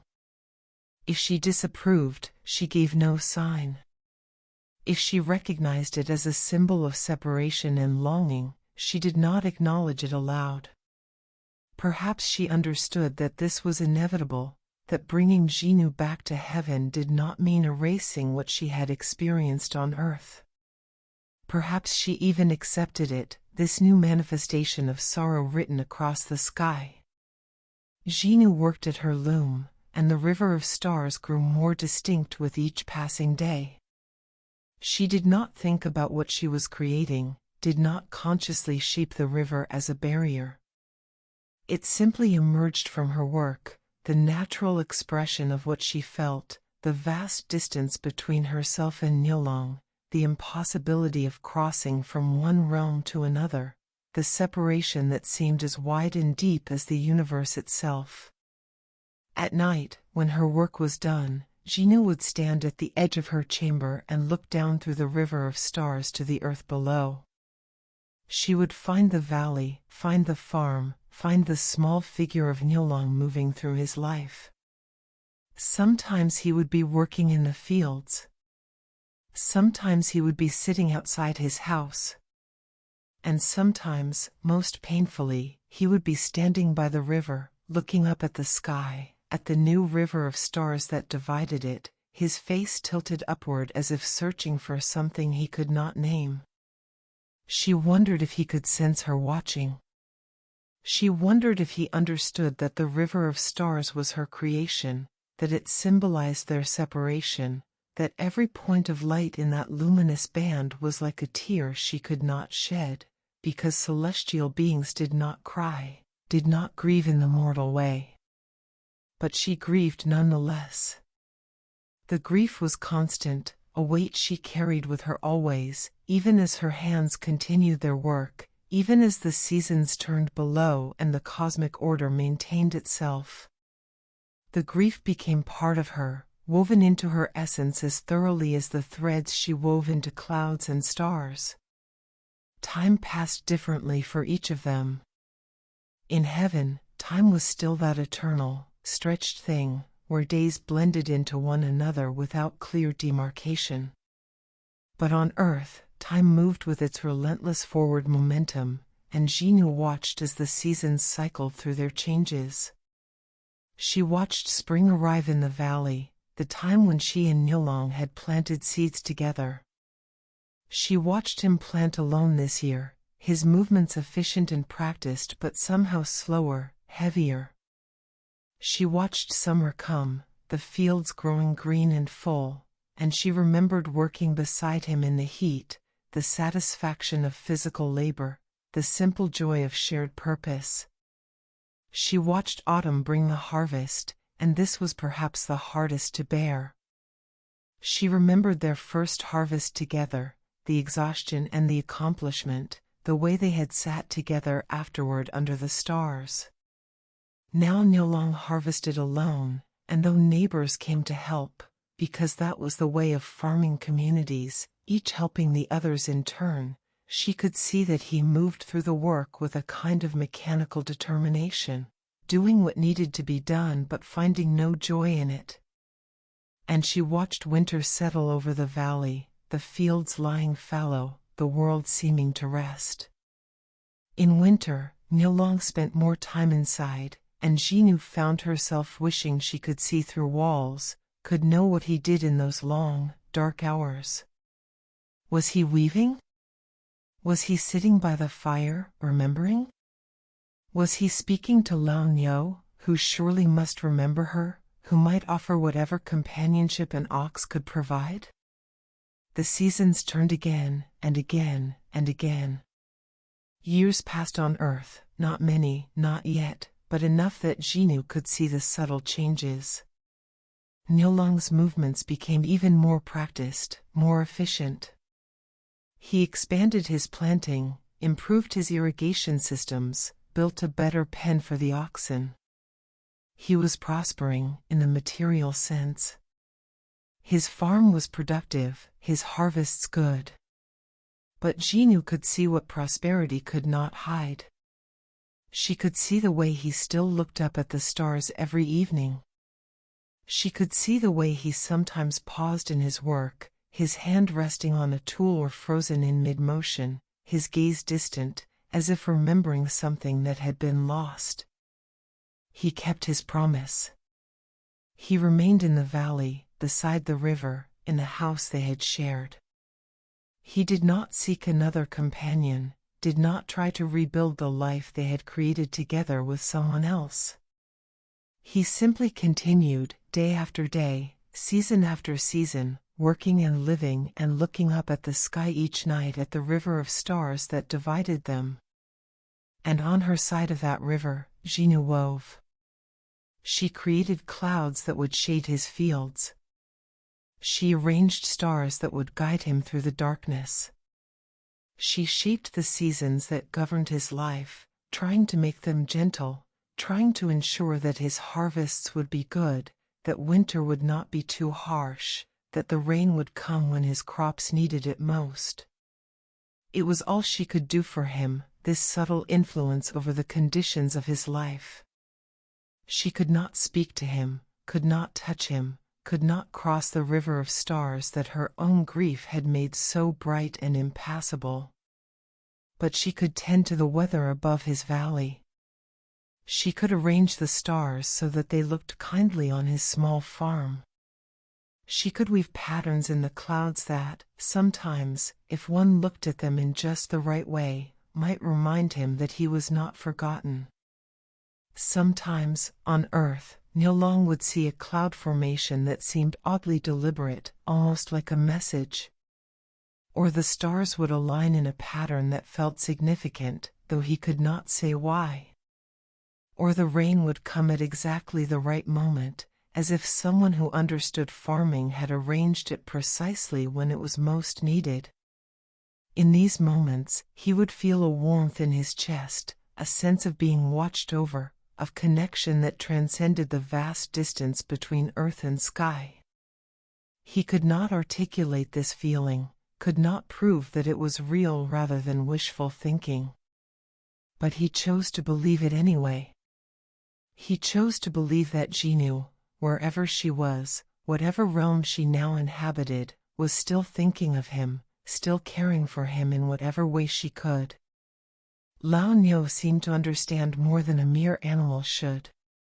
The old ox would sometimes pause in his grazing and look up at the sky, at the river of stars, and make a soft sound that was neither contentment nor distress but something more complex. Recognition, perhaps. Remembrance. The ox had grown older, his movements slower, but he remained Niulang's constant companion, a living link to the time when Zhinu had been there, when she had stroked his neck and called him wise. The other villagers noticed Niulang's continued solitude and sometimes spoke of it among themselves. It was not natural, they said, for a man to remain alone for so long. He should remarry, should have children, should build a family. Life was for living, they argued, not for dwelling in the past. But when they approached him with these suggestions, Niulang would smile politely and decline. "I'm content as I am," he would say, which was not quite true but not quite false either. He was not happy, perhaps, but he had found a kind of peace in his constancy, in his faithfulness to a promise made and a love that endured despite separation. And so the years continued to pass, each one taking them further from the time they had shared, each one adding to the weight of accumulated longing. But the longing did not diminish. If anything, it grew stronger, more refined, distilled by time into something pure and essential. The river of stars remained bright in the sky, that luminous band that divided the heavens. Mortals told stories about it, invented explanations for its brilliance. Some said it was a road that souls traveled after death. Others said it was the path of the gods, the way divine beings moved through the cosmos. Still others saw in it a kind of boundary, a line that should not be crossed, a reminder that some separations were meant to be permanent. They were all partly right, in their way. The river was all of these things and none of them. It was grief made visible, love transformed into light, separation written across the vastness of space. It was Zhinu's daily work and her constant reminder of what she had lost. It was beautiful and it was painful, and it was both too much and not nearly enough. In her chamber in heaven, Zhinu wove her threads and watched the world below and felt the passage of time in a way she had never felt it before. Time, which had once meant nothing to her, now meant everything. Each day that passed on earth was a day she was not there. Each season that turned was a season lived apart. Each year added to the accumulation of separation, of life continuing despite absence. She had been immortal for eons, but she had never truly understood eternity until now. Now she understood it as the opposite of what she had once thought. Eternity was not the absence of time but the endless accumulation of it. It was day after day of longing, season after season of watching, year after year of distance that could not be crossed. And the river of stars flowed between them, that beautiful, terrible barrier, bright with all the tears that heaven would not let her cry, luminous with all the words she could not speak, vast with all the distance that love alone could not bridge. Below, Niulang looked up at the river each night and thought of her. Above, Zhinu looked down through the river and thought of him. And between them, the stars flowed on, constant and bright and unbearably beautiful, a river that divided even as it connected, that separated even as it symbolized everything they still felt for each other. The river of stars, they would come to call it. The silver river. The heavenly river. The barrier between mortal and divine, between earth and sky, between two people who had loved briefly and completely and who now endured the slow, steady ache of separation that might last forever. Or might not.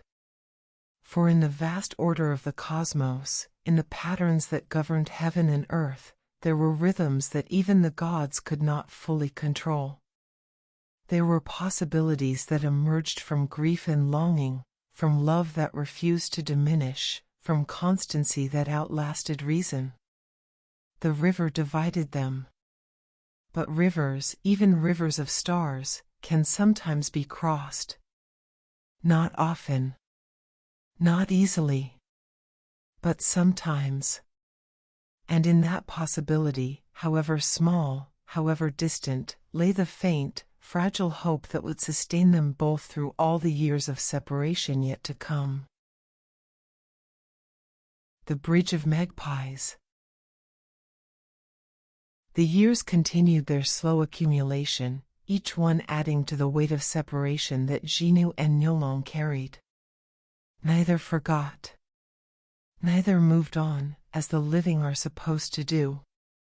They simply endured, each in their own realm, connected by longing and separated by the vast river of stars.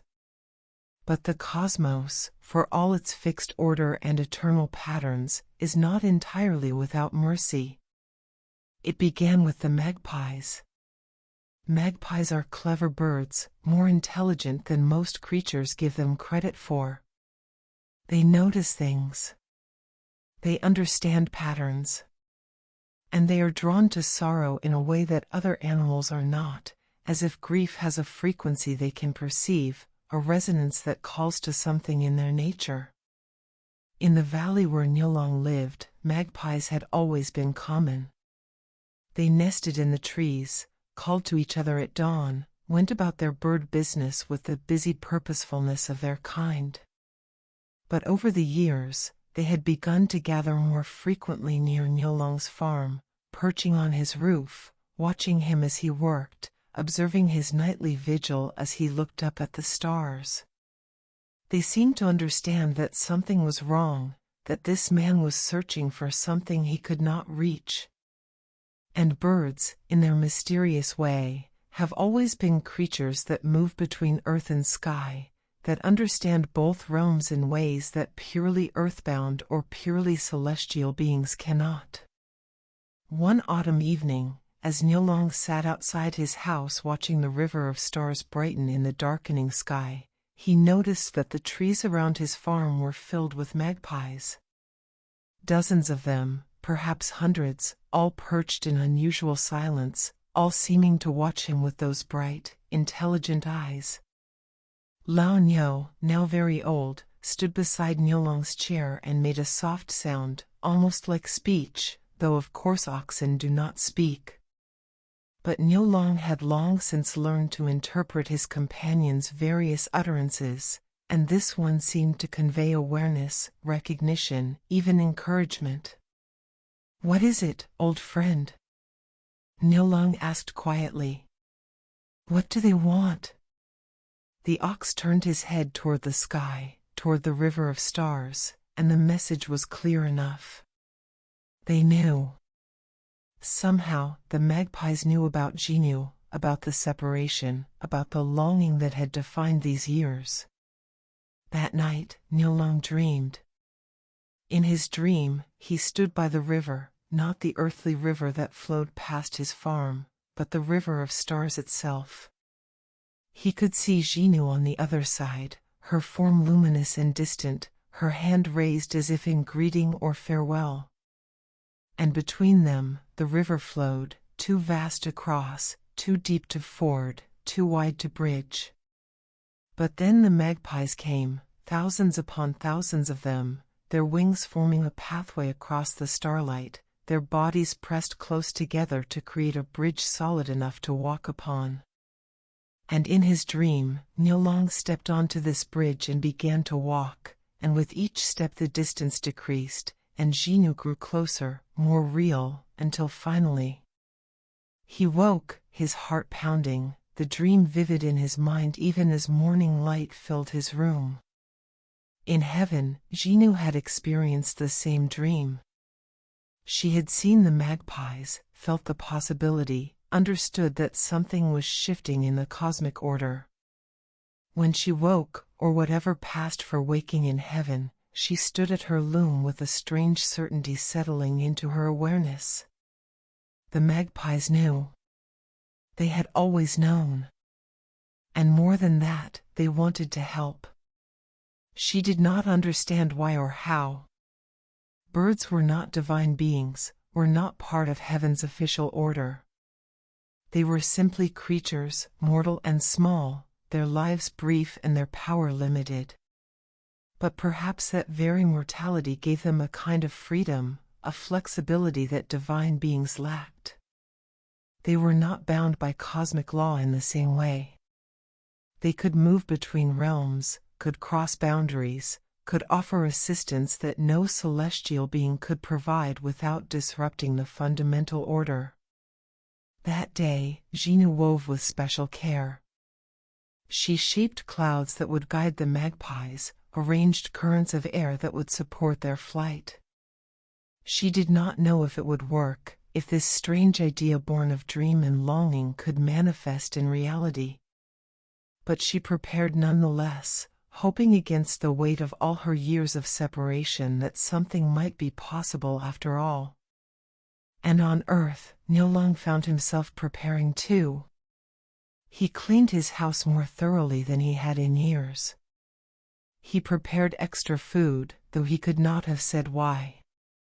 He waited, though he did not know what he was waiting for, only that the magpie's presence, the dream's clarity, seemed to promise something. The day came, or perhaps it chose itself, in late summer, when the air was warm and the harvest was near. It was the 7th day of the 7th month, a date that had no particular significance before but would have tremendous significance after. As evening approached, the magpies began to gather. Not just the ones from the valley, but magpies from all across the land, answering a call that no human could hear but that echoed through their collective awareness. They came by the hundreds, by the thousands, flying from every direction, filling the sky with the sound of their wings. They rose higher and higher, far beyond the height that ordinary birds could reach, into realms where the air grew thin and the earth fell away below. They rose until they entered that space between earth and heaven, that liminal zone where mortal and divine realms came closest to touching. And there, in that in-between place, beneath the river of stars, the magpies began to form their bridge. Bird by bird, they positioned themselves, wings touching wings, bodies pressed close, creating a living pathway across the cosmic distance. It was impossible, of course. Birds could not survive in the void between realms, could not bear the weight of divine beings walking upon them, could not cross distances that light itself took years to traverse. But the magpies did not know this was impossible. Or perhaps they knew and did it anyway, because love deserved at least the attempt, because longing this pure and constant deserved at least the chance of fulfillment, because some barriers existed to be crossed, however briefly. In heaven, Zhinu felt the bridge form. She felt the presence of thousands of small, brave lives creating a pathway where none should exist. And without hesitation, without asking permission from the Queen Mother or any other authority, she stepped onto the bridge of birds and began to walk. The journey was strange, neither physical nor entirely spiritual. She moved between moments, between breaths, between one form of existence and another. The magpies supported her, their wings steady beneath her feet, their bodies warm and alive and impossibly present. And on earth, Niulang felt a pulling, a calling, and he found himself rising too, not in his physical body but in some essential form that could leave the earth behind while his body remained. He rose toward the river of stars, toward the Bridge of Magpies, toward the figure he could now see walking toward him from the other side. They met in the middle, in that space between heaven and earth where neither realm held full dominion. For a moment, they simply looked at each other, taking in the reality of presence after so many years of absence. Zhinu appeared as she had when they first met, but with something added, a depth that came from years of longing, a luminosity that came from her divine nature no longer hidden. Niulang appeared more aged than when they had parted, touched by the passage of mortal time, but his eyes held the same gentleness, the same steady devotion. "Hello," Zhinu said, and the word seemed inadequate to carry everything she felt, but it was all she could manage. "Hello," Niulang replied, and his voice trembled with emotion. "You came." "I promised I would find a way," Zhinu said. "It seems the magpies found it for us." They stood on the Bridge of Birds, surrounded by the river of stars, suspended between realms, and for a long moment they simply looked at each other, relearning faces that had become blurred by memory, recognizing the essential person beneath the changes wrought by time and separation. Then Niulang reached out his hand, and Zhinu took it, and the touch was electric, overwhelming, more real than anything either had experienced in all the years apart. In that touch was everything they had not been able to say, everything they had felt, all the accumulated days of longing and faithfulness and love that had not diminished despite impossible odds. They did not speak much. Words felt unnecessary, even inadequate. Instead, they simply stood together, hands joined, existing in the same space for the first time in so many years. They felt each other's presence, the warmth of proximity, the reality of connection restored however briefly. Time worked strangely in that liminal space. Minutes might have been hours, or hours might have been minutes. They existed outside the normal flow of temporal progression, in a moment that stretched to hold everything they needed to share. Zhinu told him, haltingly, about her return to heaven, about the work she had done, about watching him through the seasons. Niulang told her about the farm, about the years of waiting, about his constancy. They shared small details and large feelings, practical matters and emotional truths. But mostly, they simply were together. They stood close, sometimes speaking, sometimes silent, sometimes touching, a hand on an arm, fingers interlaced, foreheads pressed together in wordless communion. They breathed the same air, inhabited the same moment, experienced the profound relief of ending separation, even temporarily. The magpies waited patiently, holding their formation, giving the lovers what time they could. But even birds, however brave and devoted, cannot sustain the impossible forever. As the night wore on, Zhinu and Niulang both felt the bridge beginning to weaken, the magic that had enabled this meeting starting to fade. "I have to go back," Zhinu said, and grief filled her voice despite knowing this had always been the truth. "I know," Niulang said. "But this was more than I hoped for. More than I dreamed possible." "The magpies did this," Zhinu said, looking around at the thousands of birds that formed their bridge. Perhaps they can do it again. Once a year. The same day. We can meet here, like this, for a little while." Niulang's face filled with hope so profound it was almost painful to witness. "You think they would? You think it's possible?" "I think," Zhinu said carefully, "that the magpies understand something about love that even the gods have forgotten. I think they will come when we call. I think they will build this bridge again, as often as they can, as long as we both wish to cross it." "Then I will be here," Niulang promised. "Every year, on this day, I will wait for the bridge. I will come to you." "And I will come to you," Zhinu said. "Every year. For as long as I exist. For as long as you live." They held each other then, a long embrace that tried to contain all the embraces they could not share throughout the year. They memorized the feel of it, the warmth and solidity, the reality of physical presence. And then, because they had no choice, Because the bridge was fading and the realms were reasserting their separation, they let go. Zhinu walked back toward heaven, each step heavy with reluctance. Niulang descended back toward earth, his spirit returning to his waiting body. And the magpies, their work done for this year, dispersed in all directions, returning to their nests and their territories, carrying with them the knowledge that they had done something significant, something that mattered. When Niulang opened his eyes in his own body, sitting outside his house in the pre-dawn darkness, he could have believed it was all a dream. But his hands still felt warm where Zhinu had held them. His chest still ached with the joy and sorrow of their meeting. And when he looked up at the sky, the river of stars seemed somehow less impassable, less absolute. In heaven, Zhinu returned to her loom and sat for a long moment without touching the threads. She could still feel Niulang's hand in hers.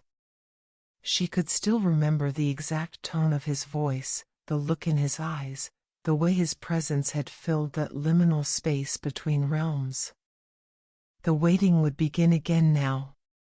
The separation would continue. The years would accumulate as they always did.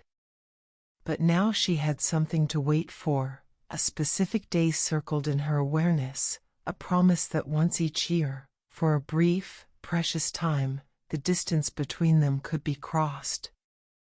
It was not much, measured against the vastness of eternity.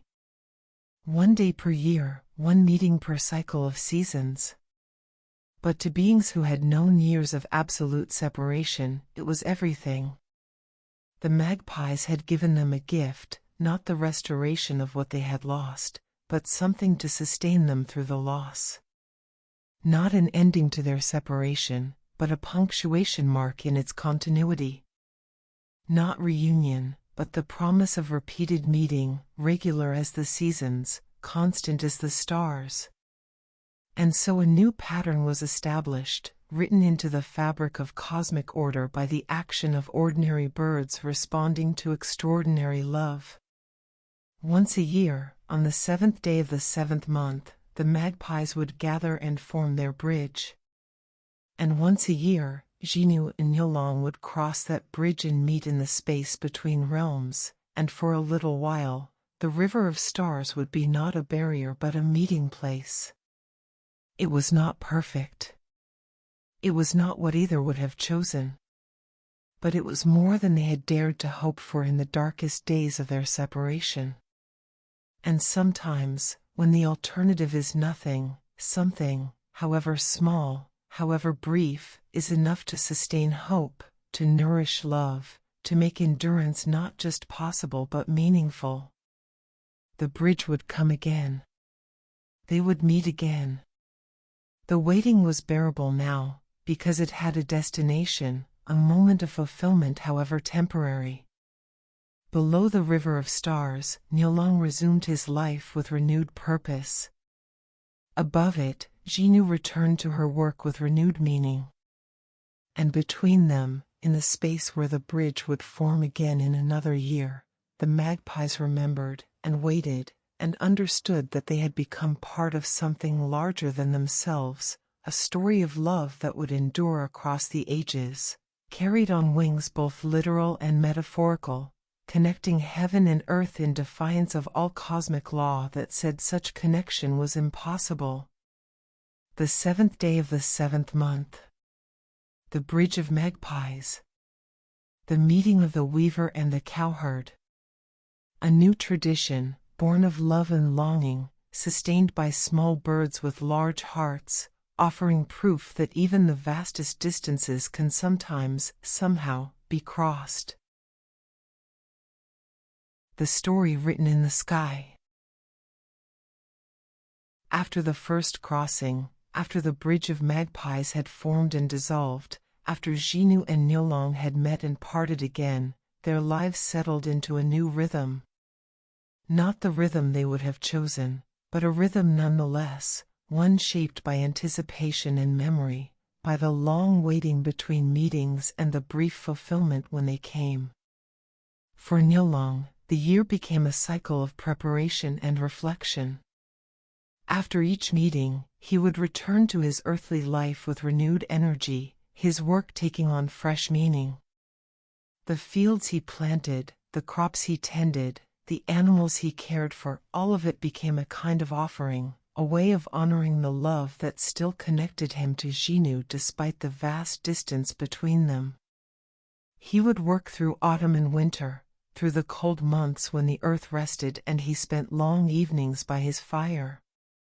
He would work through spring and early summer, watching the crops grow, watching the seasons turn toward that one particular day. And always, in the back of his mind, was the awareness of time passing, of days accumulating, of the slow approach of the 7th day of the 7th month. As that day drew near, he would prepare. He would make sure his work was ahead of schedule so that he could set it aside without worry. He would clean his house, tend his appearance, ready himself as if preparing for a festival, which, in a way, he was. A festival of two, celebrated in the space between realms, witnessed only by the magpies who made it possible. On the day itself, as evening approached, he would go outside and wait. The magpies would begin to gather, their numbers growing as twilight deepened, until the sky was filled with their wings. And then he would feel that familiar pulling, that calling into the liminal space, and his spirit would rise to meet her. Each year the meeting was the same and different. The same in its essential nature, two beings who loved each other finding a way to be together despite impossible separation. Different in the details, in what they shared, in how they had changed since the last meeting. They never took the time for granted. Even a single moment was precious, was to be fully inhabited, completely experienced. They would stand together on the Bridge of Magpies and simply be present to each other, letting the reality of connection saturate their awareness before attempting any words. Sometimes they spoke of practical things, Niulang's farm, Zhinu's weaving, the passage of seasons, the small events that had filled their separate lives.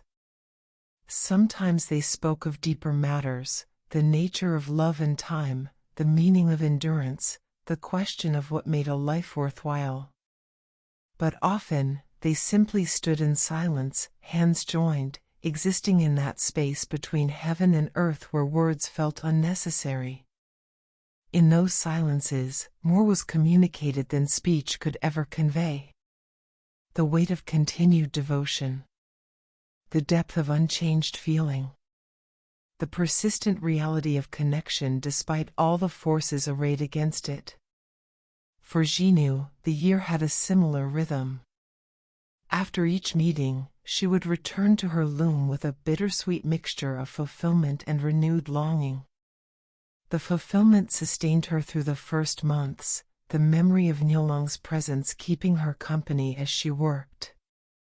But as the year wore on, as the next meeting drew further away before slowly approaching again, the longing would grow stronger, sharper, more difficult to bear.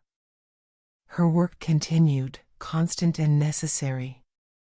She wove the clouds and stars, shaped the weather, maintained the patterns that governed the relationship between heaven and earth.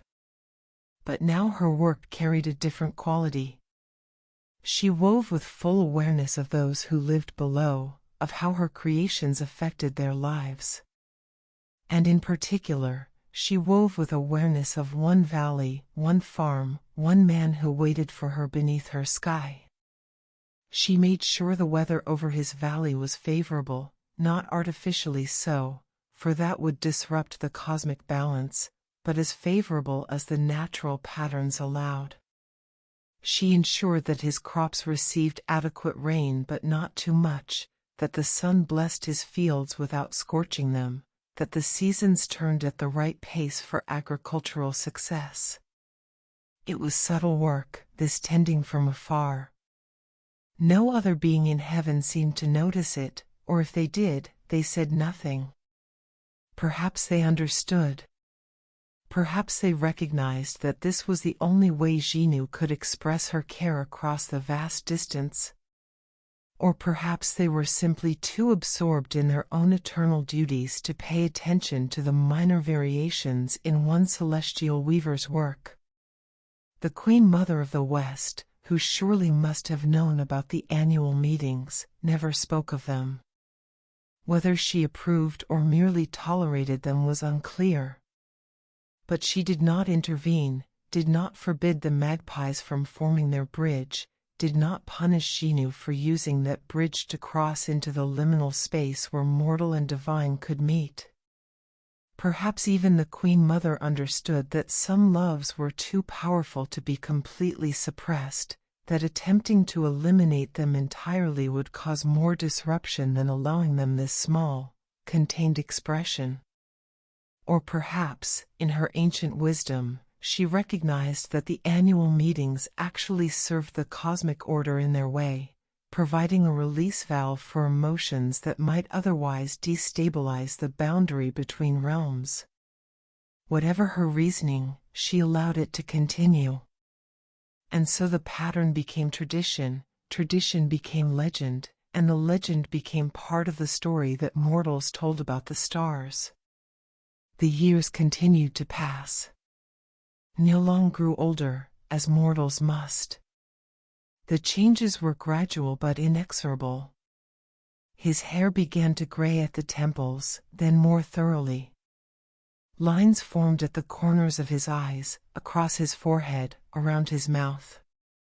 His movements became slightly slower, his body bearing the accumulated weight of years of physical labor. But his devotion never wavered. Each year he was there, waiting for the magpies, ready to cross the bridge. Each year Zhinu saw the changes in him, saw time writing itself on his mortal flesh, and felt a complex mixture of tenderness and sorrow.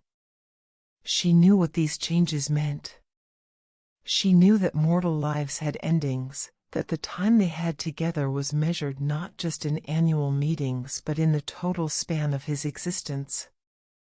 She did not speak of this. Neither did he.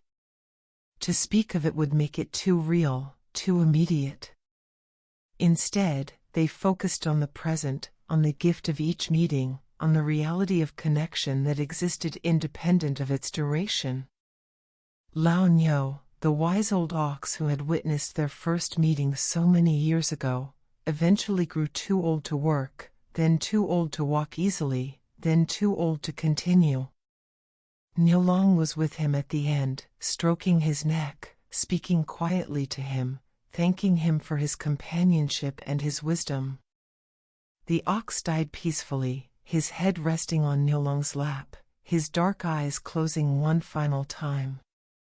At their next meeting, Niulang told Zhinu about Lao Nyo's passing, and they stood in silence for a long moment, honoring the memory of the creature who had somehow understood their story from the beginning, who had brought them together that first day by the river. He knew, Niulang said quietly. Somehow he knew you were different, special. He trusted you immediately. Animals often see more clearly than we do, Zhinu replied. They understand love without needing to explain it, without questioning whether it makes sense or fits into proper categories. They were both thinking the same thing, though neither said it, that Lao Nyo's death was a reminder of mortality, of the fact that all earthly things eventually ended. Including, someday, Niulang himself. But that day had not come yet.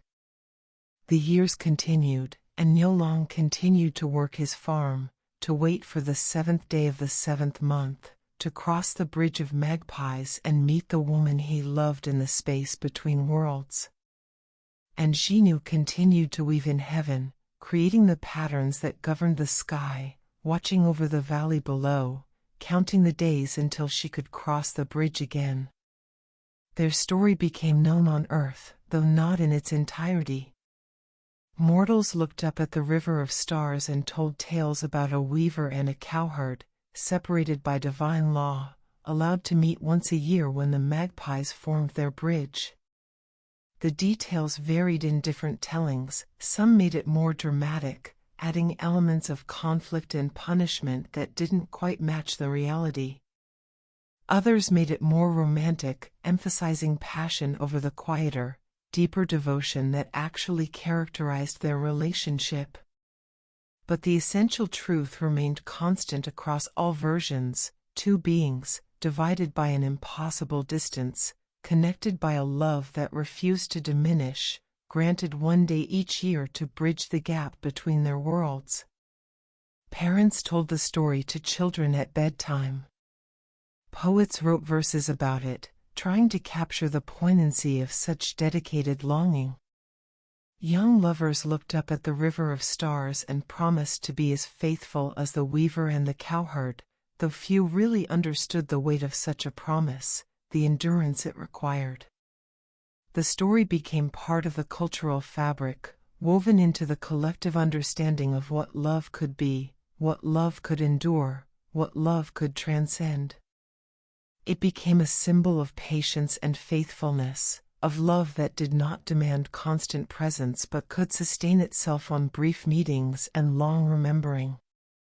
And in this way, Zhinu and Niulang's personal story became universal.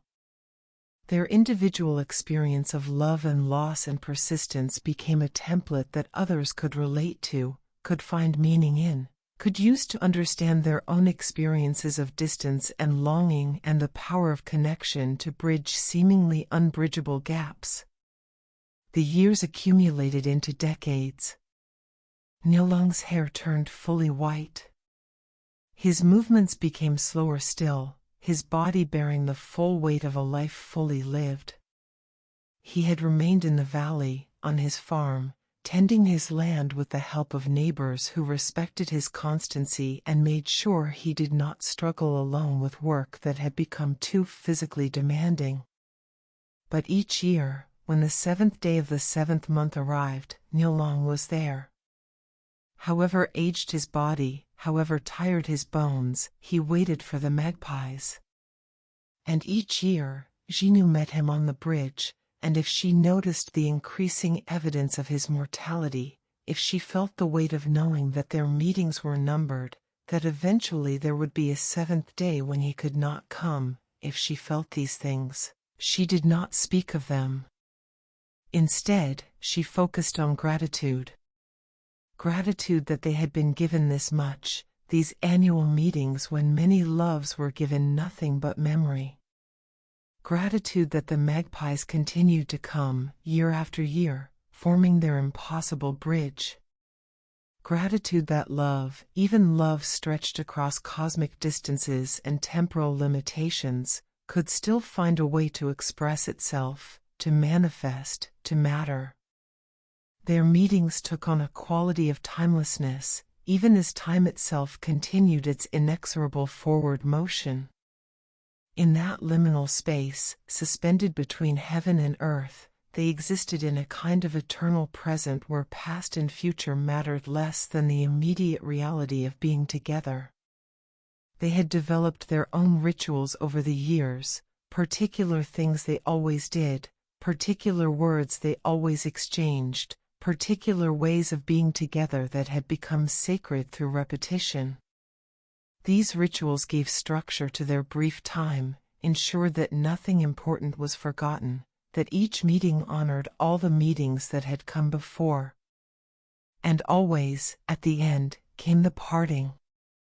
Never easy, never wished for, but accepted as the price of their meetings. They would hold each other one last time, memorizing the feeling, storing it away to sustain them through another year of separation. They would exchange promises to return, though such promises were unnecessary. Both knew the other would be there, would always be there, for as long as both existed.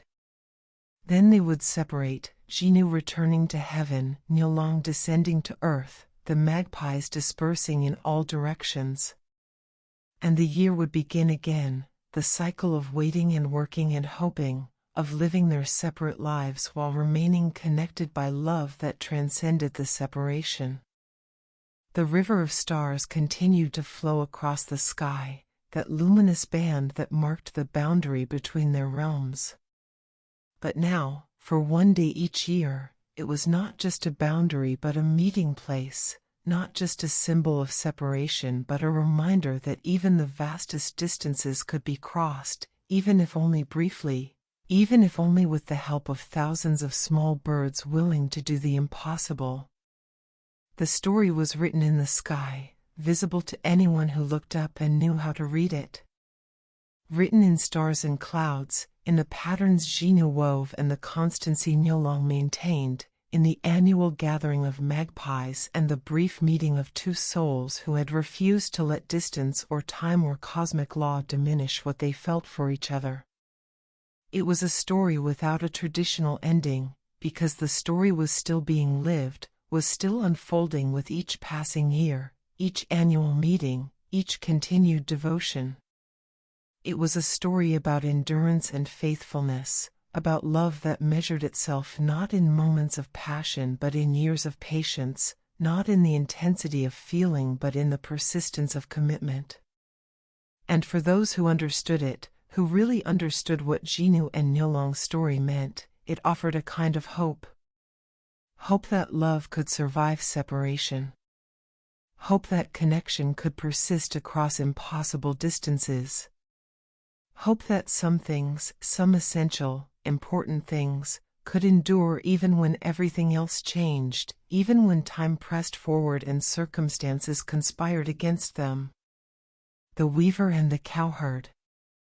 Zhinu and Niulang.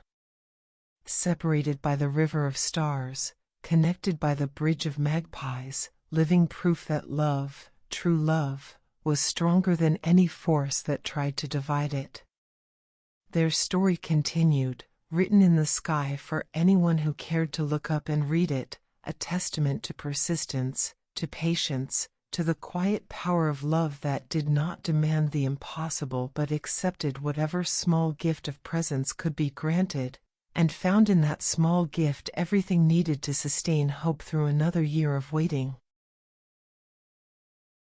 The night sky above us. And so the story continues, even now, in this very moment. Somewhere in heaven, beyond the clouds and atmosphere, beyond the reach of mortal sight, Zhinu sits at her loom. Her hands move through the familiar motions, selecting threads of twilight and starlight, weaving the patterns that will become tomorrow's sky. The work is eternal, the duty unchanging, but she performs it with an awareness that has been transformed by love and loss and the long years of waiting. She pauses occasionally in her work to look down at the world below. Her gaze finds valleys and rivers, cities and farmlands, the countless places where mortal lives unfold in their brief, intense spans. But her attention returns most often to one particular valley, though the farm there is no longer tended by the man she knew. Niulang has passed into the realm of ancestors, as all mortals must. The exact moment of his departure is woven into Zhinu's memory like a thread of a different texture, impossible to forget, impossible to fully examine without pain. He had grown old, had lived a long life by mortal standards, had remained faithful to the very end. On his last 7th day of the 7th month, he had still been there, though his body was frail and his movements slow. They had met on the bridge one final time, and both had known, without speaking of it, that it was the last. "I will wait for you," he had said, echoing the words he had spoken so many years ago when she first returned to heaven. But this time the words carried a different meaning. He would wait, not in the valley, not in his mortal form, but somewhere else, in whatever realm spirits go when they leave the earth behind. "I know," Zhinu had replied, holding him close, trying to memorize every detail of that final embrace. "And I will find you again, somehow, someday, when the patterns of existence allow it." They had parted then, for the last time in that particular form, in that particular configuration of mortal and divine. Niulang had returned to his body, had lived a few more seasons, and then, peacefully, on a cool autumn morning, had simply stopped breathing. His neighbors had found him sitting in his chair outside his house, his face turned toward the sky, toward the river of stars, a slight smile on his lips as if he had seen something beautiful in his final moment. That was years ago now, or perhaps centuries. Time moves strangely when measured across the boundary between mortal and divine, and Zhinu has lost track of the precise count. What matters is that he is gone from the earth, and she remains in heaven, and the separation that once was measured in distance is now measured in the difference between forms of existence. But the magpies still come every 7th day of every 7th month. They gather in their thousands, forming their impossible bridge, as if their commitment to the lovers transcends even death. And Zhinu still crosses that bridge, still waits in the liminal space, still holds vigil for a reunion that may come in forms she cannot yet imagine.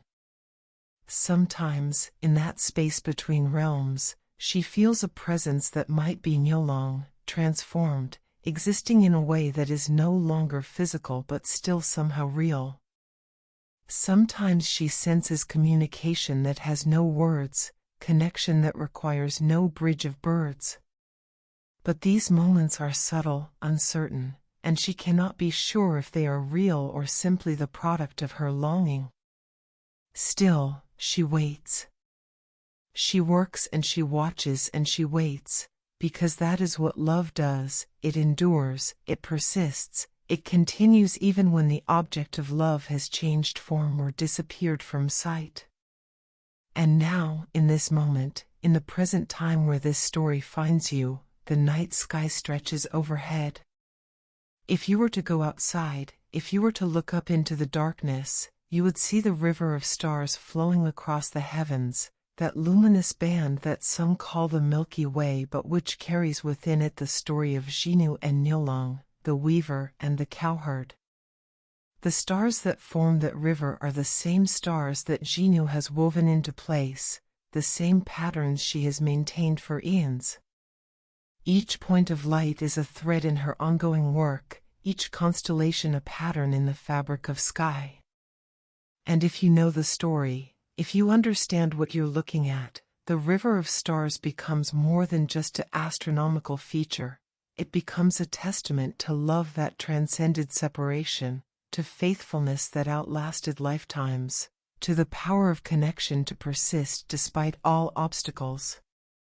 The story lives in the sky because the sky is where Zhinu works, where her emotions and her longing have manifested in the patterns she creates. But the story also lives on earth, in the valleys and farmlands where people still tell tales of the Weaver Maiden and the Cowherd, where the 7th day of the 7th month is still marked as a day of reunion and remembrance.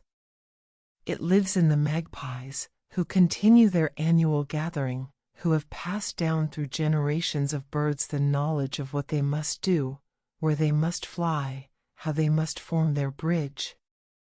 It lives in the hearts of those who have experienced separation from someone they love, who understand what it means to wait and hope and persist despite distance or time or circumstance.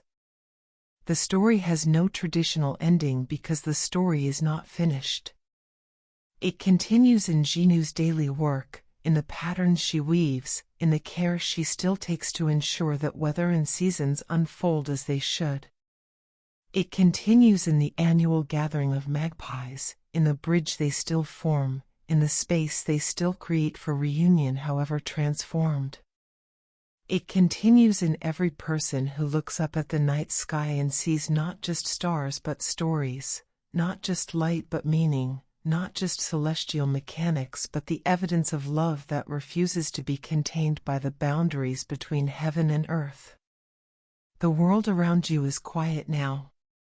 Perhaps it is late evening, or the deep middle of night, or that still hour before dawn when the world holds its breath. The air is calm. The day's demands have fallen away. You exist in this moment of stillness, this pause between one breath and the next, one day and the next, one thought and the next.